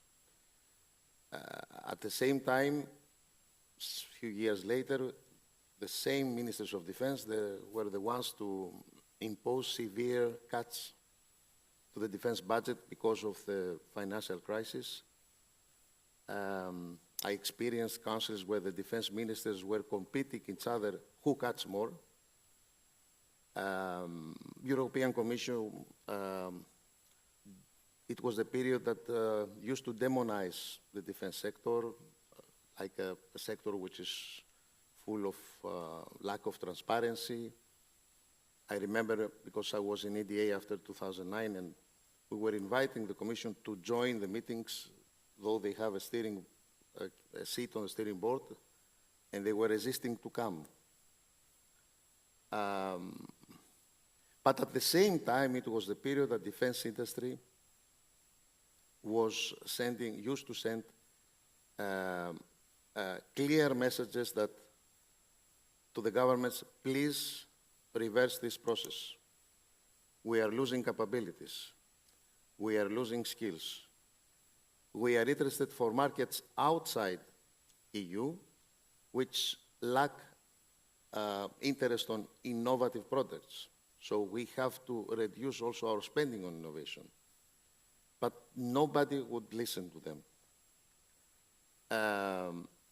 So the challenges, you asked about the challenges. The main challenge is how to reverse the process after more than 10 years of non-action, which caused a lot of damage.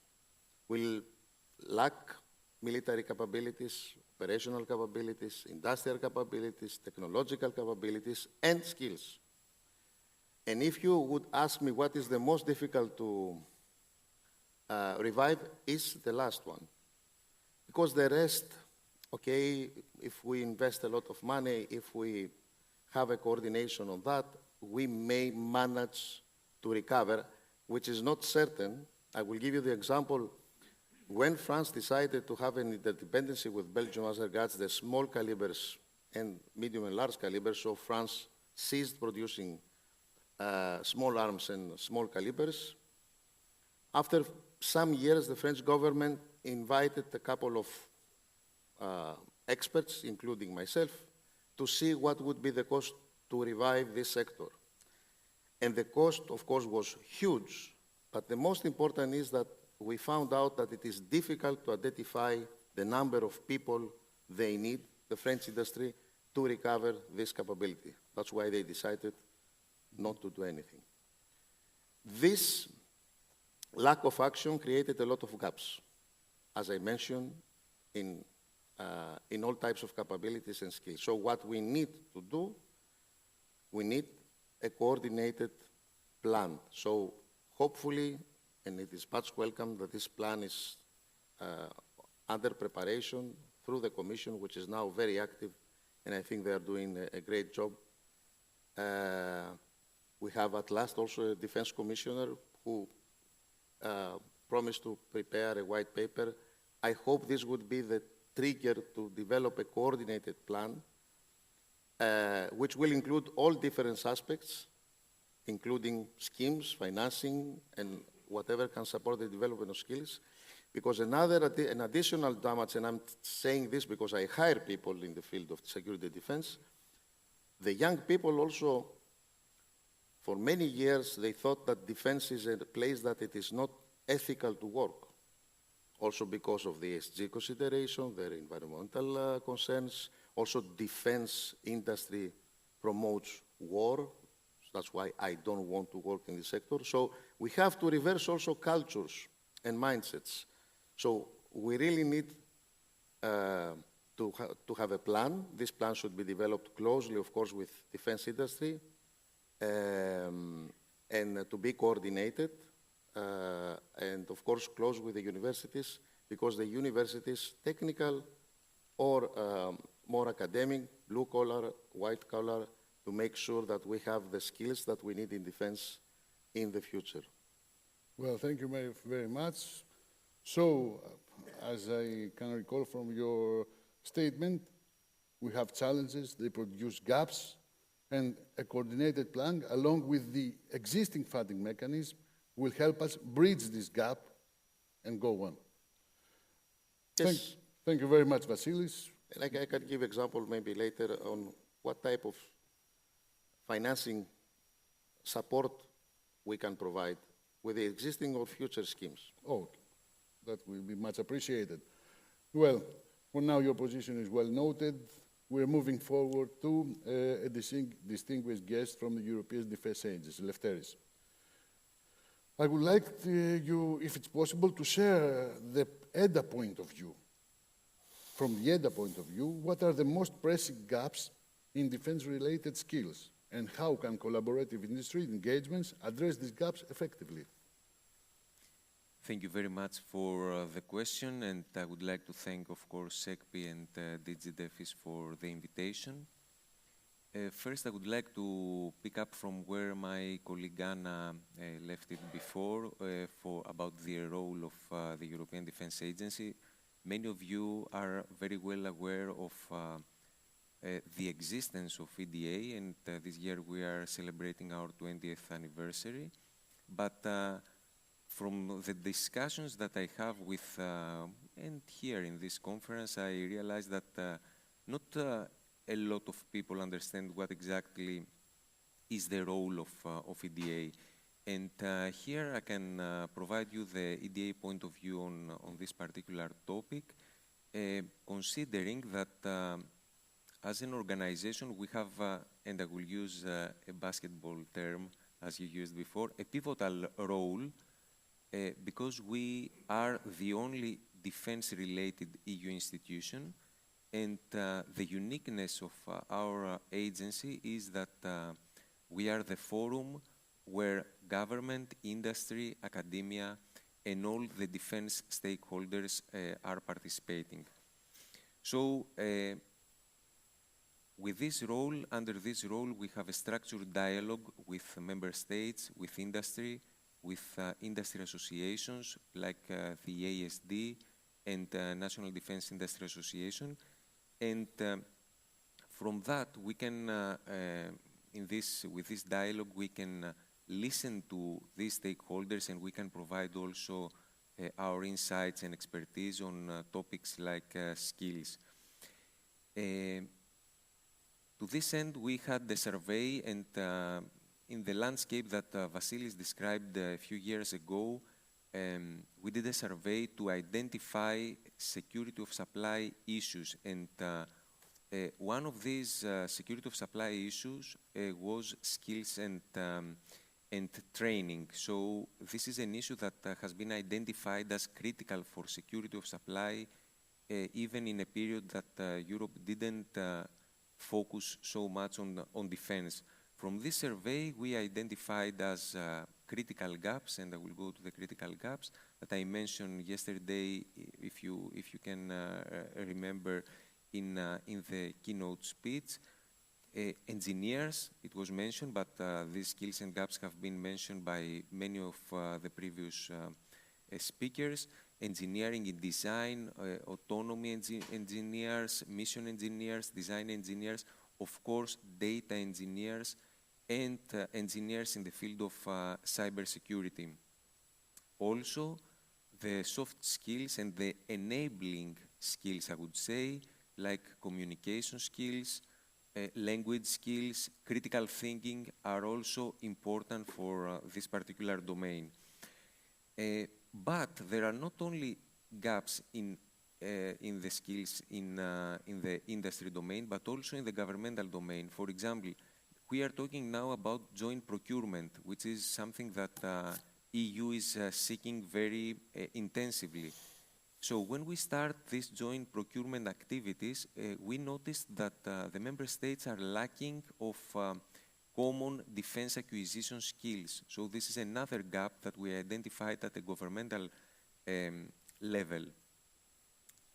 How we can, I would say, tackle this issue from our perspective, we have our industry engagement policy, and this policy is based on 5 pillars: capability development, research and technology, key strategic activities, EU-wider policies, and support to industry overall.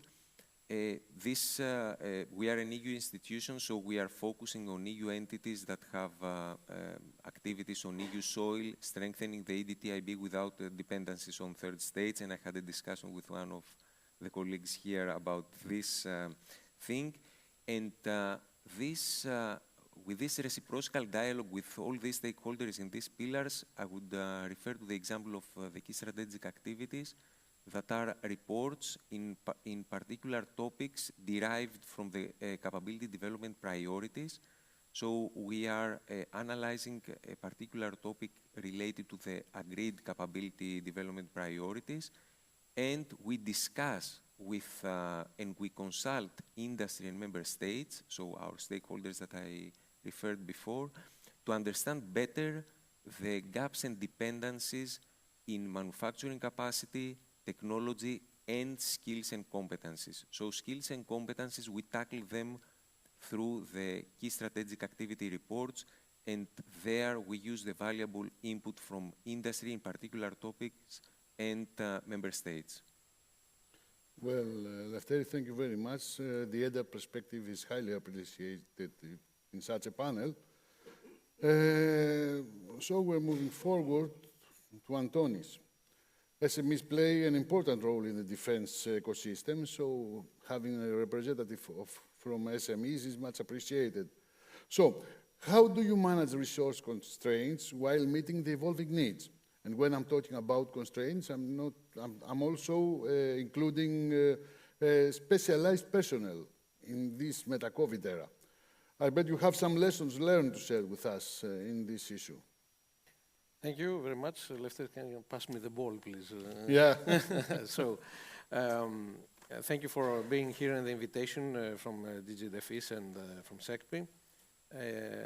I would try to put a little bit my perspective as a CEO of a company, of SME company, which is navigating into, let's say, treacherous waters in all this period. And to start with, I would like to say that knowing the environment to take any decision, no matter if it's about skills or business orientation or any action in an SME, which is due to its size, everything is interrelated, you have to have a very clear view of the major things to take into account.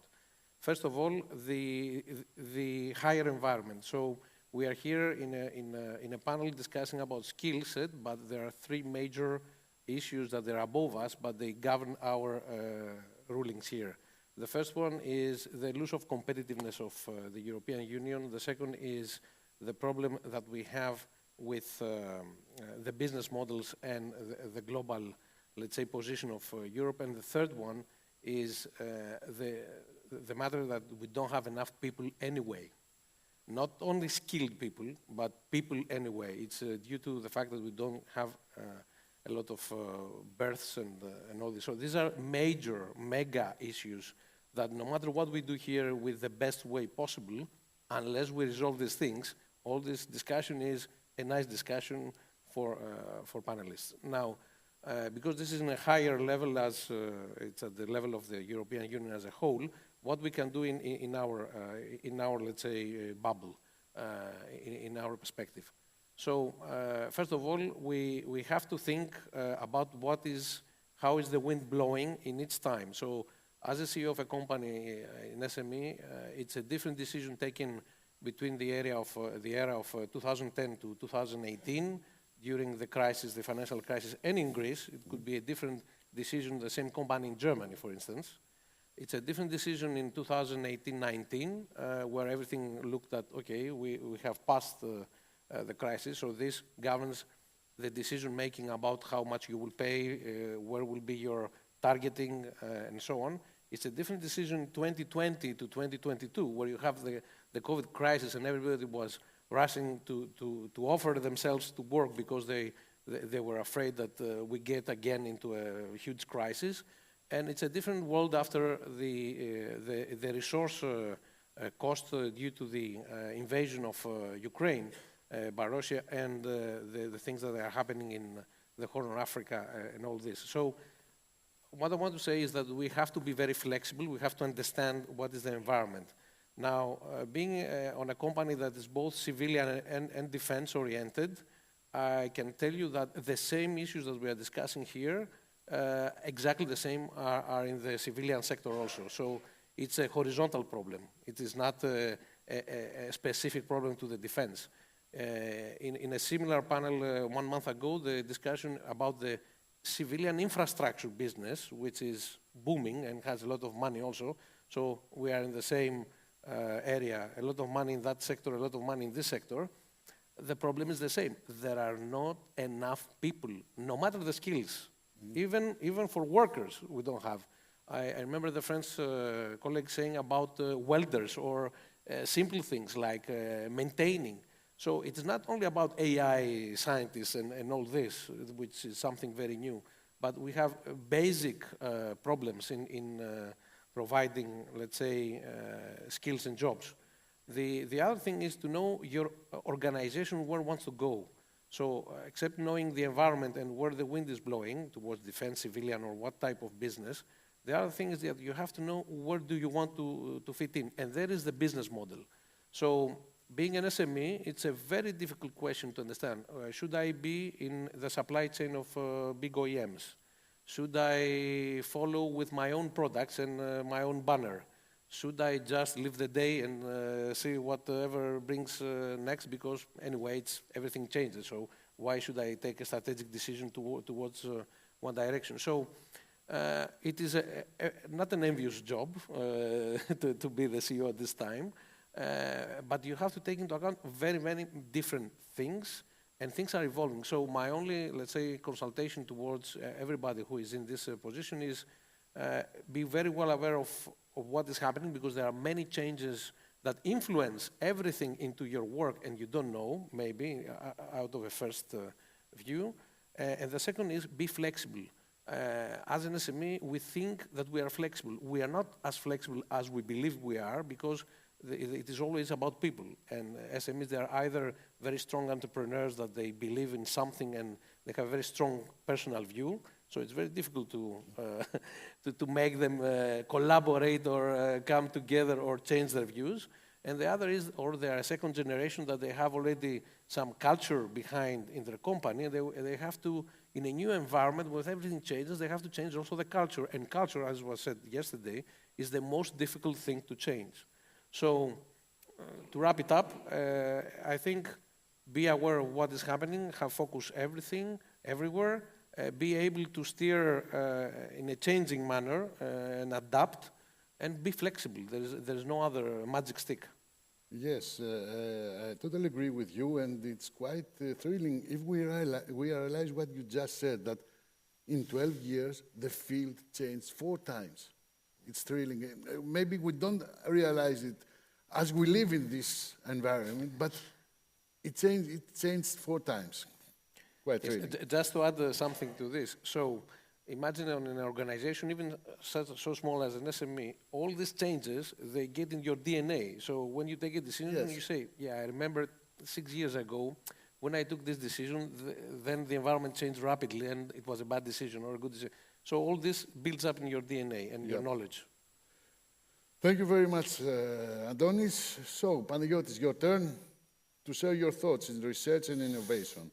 How do you see the interplay between technological innovations and skill development in advancing the European defense sector?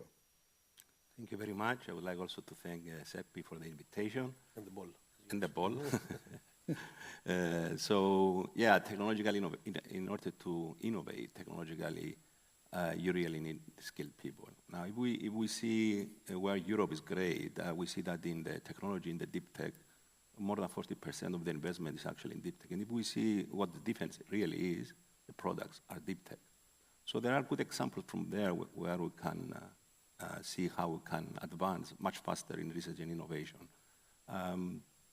But definitely in a company, especially the SMEs, I mean, the big corporates have the luxury of hiring the best.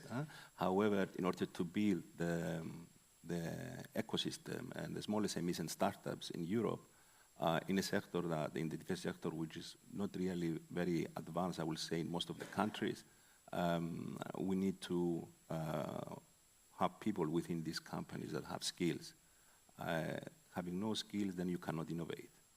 On another note, if you are a company and you have a skilled and expert and a talent, it can bring innovation. I mean, I have a good example in my own company. 4 years ago, I hired one person who was expert in drones and robotics. Now, after 4 years, we have 6 products and another 6 under development. And that's independent of what we do in R&D and EDF. So talents and key and skill development is very important. So I had to hire the best of the best I could find in the small island we are in Cyprus. So it's really important to advance the innovation. It's very hard because an SME must have found the money, kind of course, from the calls, etc., but they're really too competitive. But at the end of the day, it's very important that technology moves very fast, so SMEs should follow that, and they should have the skilled personnel, and we're missing those. It's very important to build because it's so complicated. It's like, I could say a defense product is like making a medical device. You have also the regulation, all the complexities. Of course, depending on what you are trying to develop, but most of the defense products, they require all these complexities. But I think we can learn from where Europe has become great in deep tech products, and we can follow some of the business models and the calls and other initiatives in order to speed up, because we don't, defense, we have to be very fast, technology changes very fast. So I think with smaller, let's say, calls, small budgets, and initiatives from European Commission, I think we can have create a great ecosystem in the defense. The talent is there. Europe, I think, has tremendous talent. Okay, universities, of course, at the moment, they are not focusing defense. So very, very few, actually. So we have to build also that. Most of the great innovations and state-of-the-art comes from the universities. Of course, we can replicate many of the technologies from the dual use. But at the end of the day, in order to, if we really want to create a huge industry, we need to give the incentives to startups and SMEs. I mean, we can see now investors trying to invest now in dual use, but it still needs more initiatives from European Commission, and especially on the skill development. If Commission decides that we need to train 10,000 people, that's easy. It's not a lot of money, but you need basically the networking. You need to build this database where you have all the stakeholders. So if I want, for example, to test a loitering drone, where should I go and do it? I should go to my MOD, procedures, take time, etc. There are so many testing sites or infrastructures in Europe where can be used by smaller companies and, let's say, advance very fast those innovations. So I will suggest also that European Commission that to have smaller amounts of money to, for skill development. Small companies, startups can get these vouchers and search in these magic databases where you can actually find that and find coaches that can help you, because it's not only the technology, it's also the business. Because you have to decide what product you will develop. So let's say you are good in drones, but you need to choose. And that it's actually a lot of money, as an SME that does not have the luxury. So giving incentives to, I mean, you go to expos and you see only like 10, 15 startups. Why? Why Commission doesn't support 100 startups to present their products in expos? Huh? Very small amounts. The SMEs does not have it, startups does not have it. Indeed. So the money is there, it's just to very smartly to create this small, let's say, initiatives and call. And I think Europe has the capacity compared to other continents, because we did it in other products on deep tech, and I think we can do it also in defense. Well, thank you very much, Panagiotis. We reached the halftime. Without a break, we'll move to the second half. So one quick question to each one of you, as we have to respect the time. Starting here with Vasilis, how can the European Defence Fund be better utilized to address skill shortages in the defence sector, and also the examples that you mentioned before? Yeah, it's more or less it's about EDF, but beyond EDF as well. Not only EDF, of course. The key issue is that we need to attract young people, new people, to work in the defence sector at all levels, policy level, project management level, procurement level, and of course to upskill and reskill those that they already exist. Sometimes I'm joking that for those that they are over 50 like me, if you want to feel young, please feel free to go to any defense industry. For sure, the people around you will be the majority older than you. Mm-hmm. So it's a way to feel fresh again. Now, I will suggest a couple of ideas. First of all, the European Defence Fund is important to support development, upskilling, or reskilling, so development of skills. I remember when in 2011 we launched for first time this work strand on skills and competencies that Lefteris mentioned. This was on the ammunition sector. 6 major ammunition industries conducted this study. This study, by the way, is still valid. If you go through it, it's fully valid. Nothing happened since then. And the main message which was passed through the study is please launch demonstrator programs in order to develop or to maintain skills. It is not a paper exercise. So what I would suggest for the European Defence Fund, which I feel that it runs the risk to become a defense horizon, which it shouldn't become. Of course, to have a research part, but to devote higher budget for less projects, but these projects to be demonstrator projects for hardware. This would be a key enabler, so the people that they will work around these demonstrator programs to develop the skills we need, because EDF is always looking to future capabilities, but also to upskill or reskill existing skills.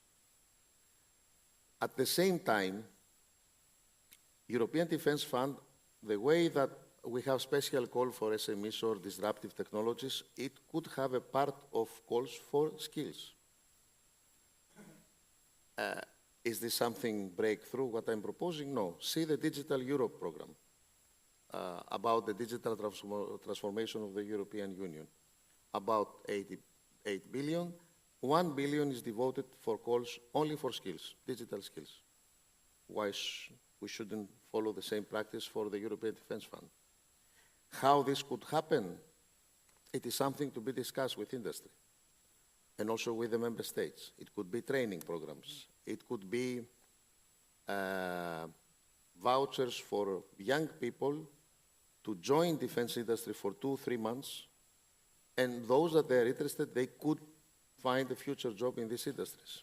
Actually, there is such kind of program in the Cohesion Fund in Greece. In my team in Greece, I have every summer interns from universities for 3 months, and for the moment, 6 of my team are colleagues that they came from this process, but then they prefer to stay, and we would like to keep them as well. Also, in parallel, to mobilize all schemes which are related to, they have relevance to skills. For dual use, Horizon, Erasmus+, Digital Europe, for ICT-related skills linked to dual-use technologies.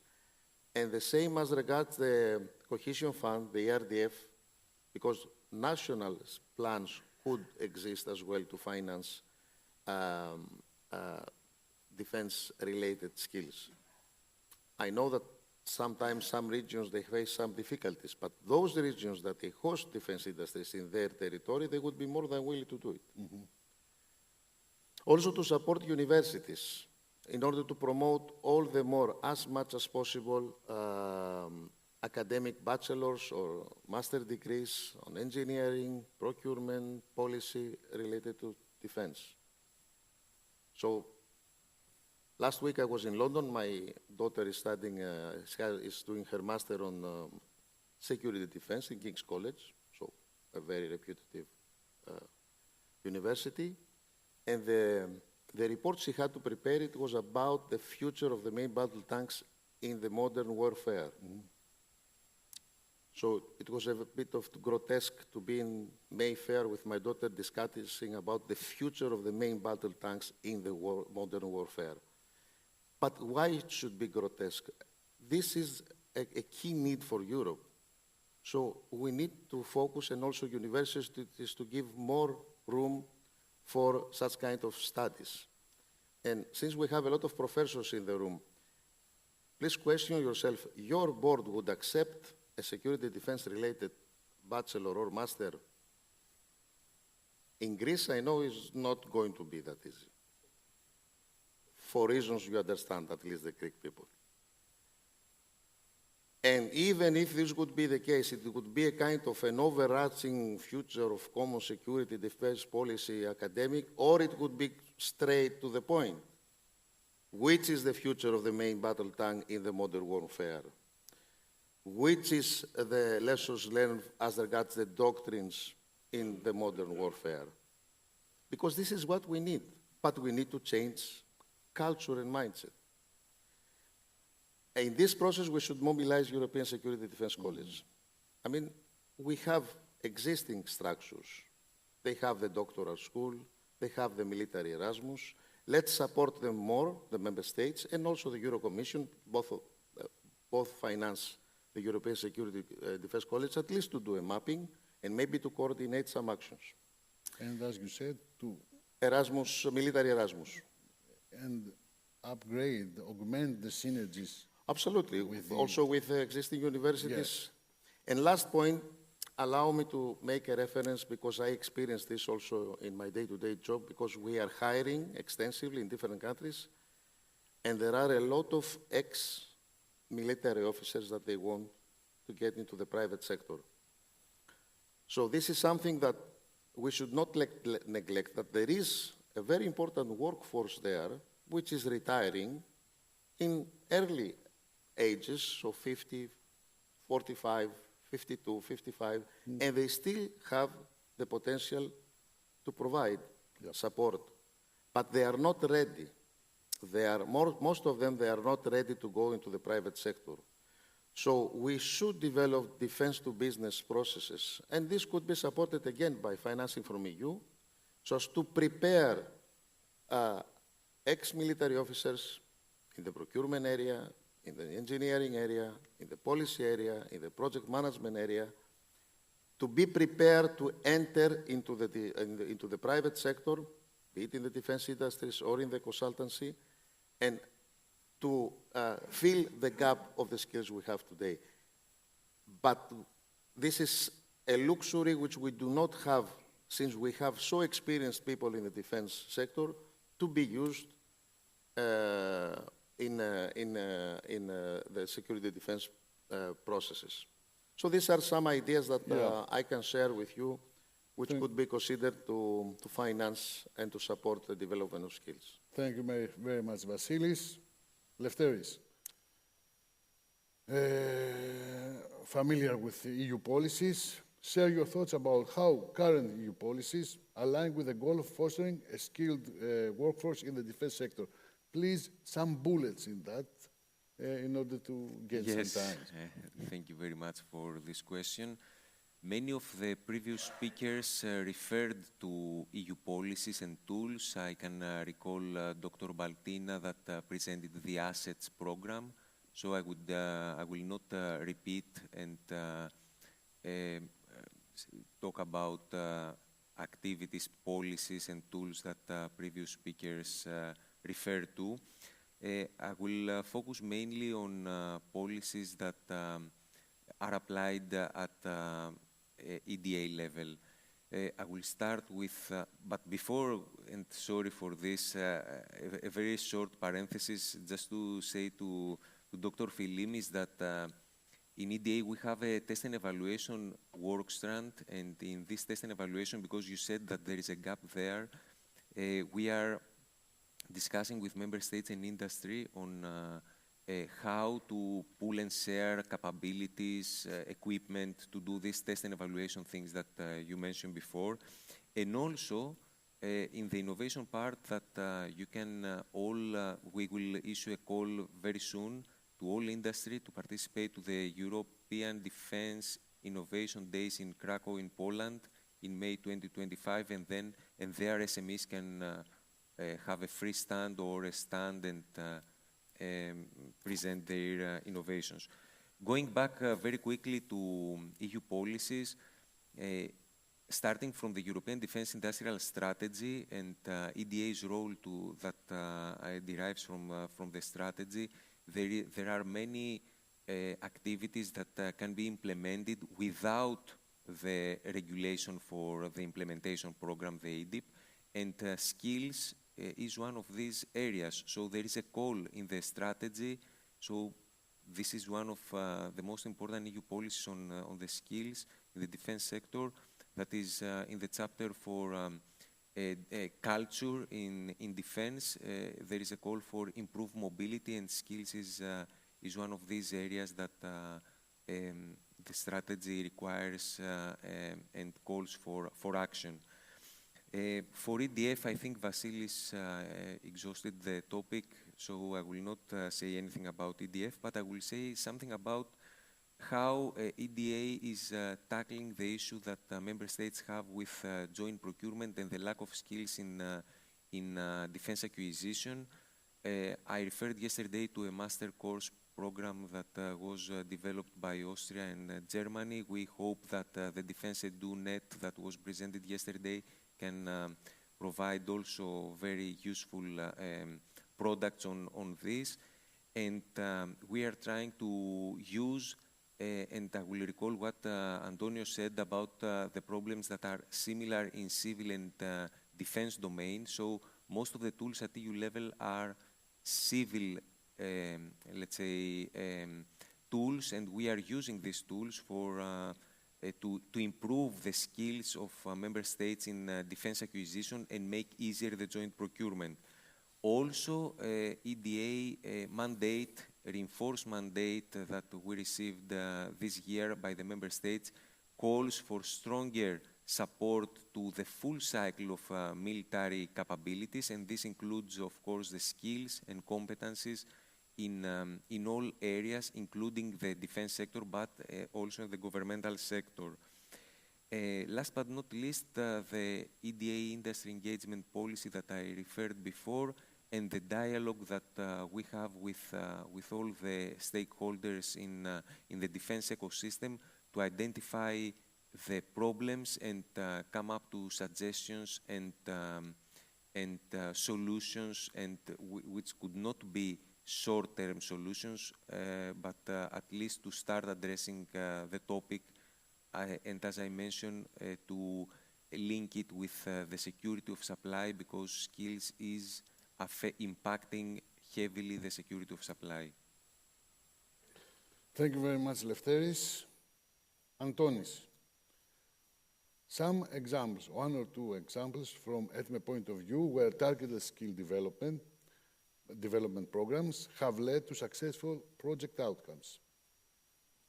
Okay, first of all, since we are coordinating two EDIDP programs, project management is an obvious skill required. So yeah. The first thing that we have done is teach ourselves and our people, again, project management, even though people who were considered knowing things or had even degrees about it, always do it, and reskill is important. This is a horizontal thing, and it has also applicability in the civilian sector. On the vertical point, because we do specialized engineering in offshore platforms, for instance, to give you an example, we had very special courses on designing and certifying offshore platforms for the personnel. So there are both in the horizontal and the vertical things that you have to do with the skills. On a general point of view, and taking from the previous speakers, it's important to, and from yesterday's discussion, it's important for the people who are in the company, in particular in SME, to distinguish the groups. So it's a group with older people, let's say, older in the sense of age, and their vision is more on a better environment and to secure a job for the future, because it's very difficult for them to switch. And there's another group where the young people, and the young people in particular in Greece, and I'm speaking from experience, we have a huge problem because we have a new generation which we cannot really understand their mind. So you're not very really ready to understand what exactly you should skill them for, because they have different mentalities and how to behave with them. And the second is that we have 500,000 people went out of Greece, out of a 4 million population of working. So it's a huge amount. And this age is, 50% is at the age of 25 to 35, exactly at the time that people need to put effort. So from our perspective, what we have done is, because we are in a very special part, which has also civilian and defense, the only way to come forward is to have a good reputation as a company and to try to, with the wages and a visibility on the, not only the personal, let's say, change or advancement, but also the company how advances. So going to the EU policies that Vasilis said and Eleftherios, is very important that the European Commission with the EDF and the new designs in a deep and all this stuff, for the small companies that they are innovation driven, they provide a pathway for building up and augmenting the companies and becoming mid-caps, for instance. Not only part of another company, but also to have a view. If we want to be innovative and we envy the Americans or the Chinese, we have to be able to grow and become bigger.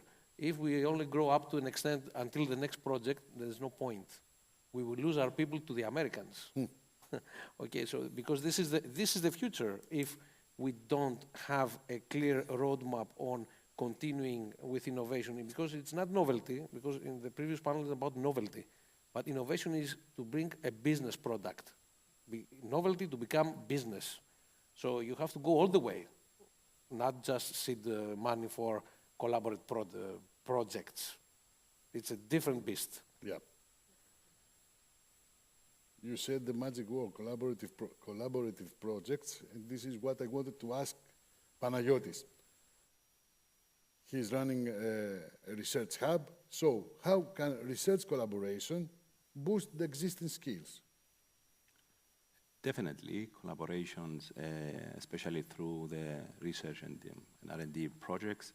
I will say in the sector of defense, we have the ENDR now, which are brilliant for us as an SME to get into this project. There is a specific pathway of developing products until the end, not just from research, but going at the end. So there is already these calls. But I will disappoint you that any of the other calls have not been designed for defense. So anything about Horizon or other calls. So in my opinion, EDF projects are great, a bit slow. However, Commission has to rethink new calls in order to build the talent and the skill development and all the collaborations between all the stakeholders. Now, we know that in order to build a tech industry, you start from accelerators, incubators, and then investors. If you don't build that, you have nothing in the industry. You just have the big companies. So that has to be built fast, and the Commission can fund small amounts, again, to start to these accelerators and incubators, and you have thousands of startups actually coming into apply. In this process, in the accelerator incubators, you are already doing a due diligence. You are picking 1 out of 20, 1 out of 30 anyway, and then investors pick 1 out of 50. So imagine if we apply this business model that we already know for other great products we do in Europe, we just apply it to defense. So that's actually, it's one way to do it. Small amounts, massive help to small SMEs and startups to get engaged. Of course, that's the first part, because you need also to engage the universities. For example, you can have, I remember there is this industrial doctorate, you can have thousands of employees of small SMEs doing PhDs specifically on deep tech, challenges. In my company, I have now 3 working on swarming algorithms, etc. And we work with specific universities. So we can have this collaboration between universities and companies, and we can pick who is the best team that can help us develop those algorithms, and we have an employee going to do half the PhD, etc. For example, in the IP, you need to protect the IP. We see countries outside Europe that they are investing so much money, and they give even for free to submit patents. So this is very, very crucial to support. There is already tools from EU IPO for other, let's say, products, for other deep tech sectors. We need to apply also for defense. You need the skill development. I mean, it's also a decision. I mean, you don't need to give huge amount. You can just give a few thousand euros support, maybe in demo this can support, and you can have thousands of people from SMEs and small companies, sending them to the right organization and institutions around in Europe in order to get the skill, 15 days, 1 month, 2 months. That's it. Of course, there are the Erasmus, but that is like for more younger. If we want to be serious, we need to be focused. And the money is there. You don't need to spend a lot in order to boost the whole ecosystem. Also, funds. We see now funds that are trying now to invest in dual use, especially from the countries that are nearby. Ukraine, they are really started really investing. Even angel networks have been to an event, and angel networks have been started investing in startups that are like dual use, and they are looking for really dual use. The capacity is there. Europe has the capacity. Once upon a time, Europe was great in defense. In the ancient times, that now it's not. And we need to start, I believe, from building the talents and the skills, starting from startups, small SMEs, engaging the industry, and of course, the most difficult part, which is commercialization. It's another story because you have the initial ideas, the development, but you need also the commercialization, which is even much more complicated, which is also as important as is the science. I believe it's also the business part. So we need to build also skills there, and especially on defense. And I think we can become a very big exporter of defense throughout the world and have Europe become great again in defense. Thank you. Thank you very much, Panagiotis. Thank you, everyone, for your complete answers. I think that the panel covered the full spectrum of our concerns on skills and resources in the EU system. We heard the opinions from European organizations, SMEs, industry, innovation centers, consulting sector, and so on. So we have a complete coverage of all our concerns. So it's the full time, or we have extra time for questions from the audience? I don't know, George. It's full time. Okay, so we have no question. It's the full time. We have a winner.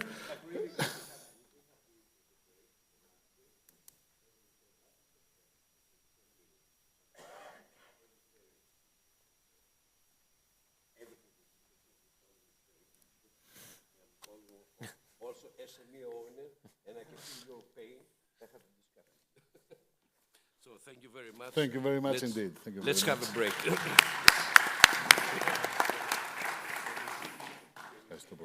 Συγχαρητήρια, κύριε Αντώνη. Τιμή μου που ήμουν σε πάνελ μαζί σας.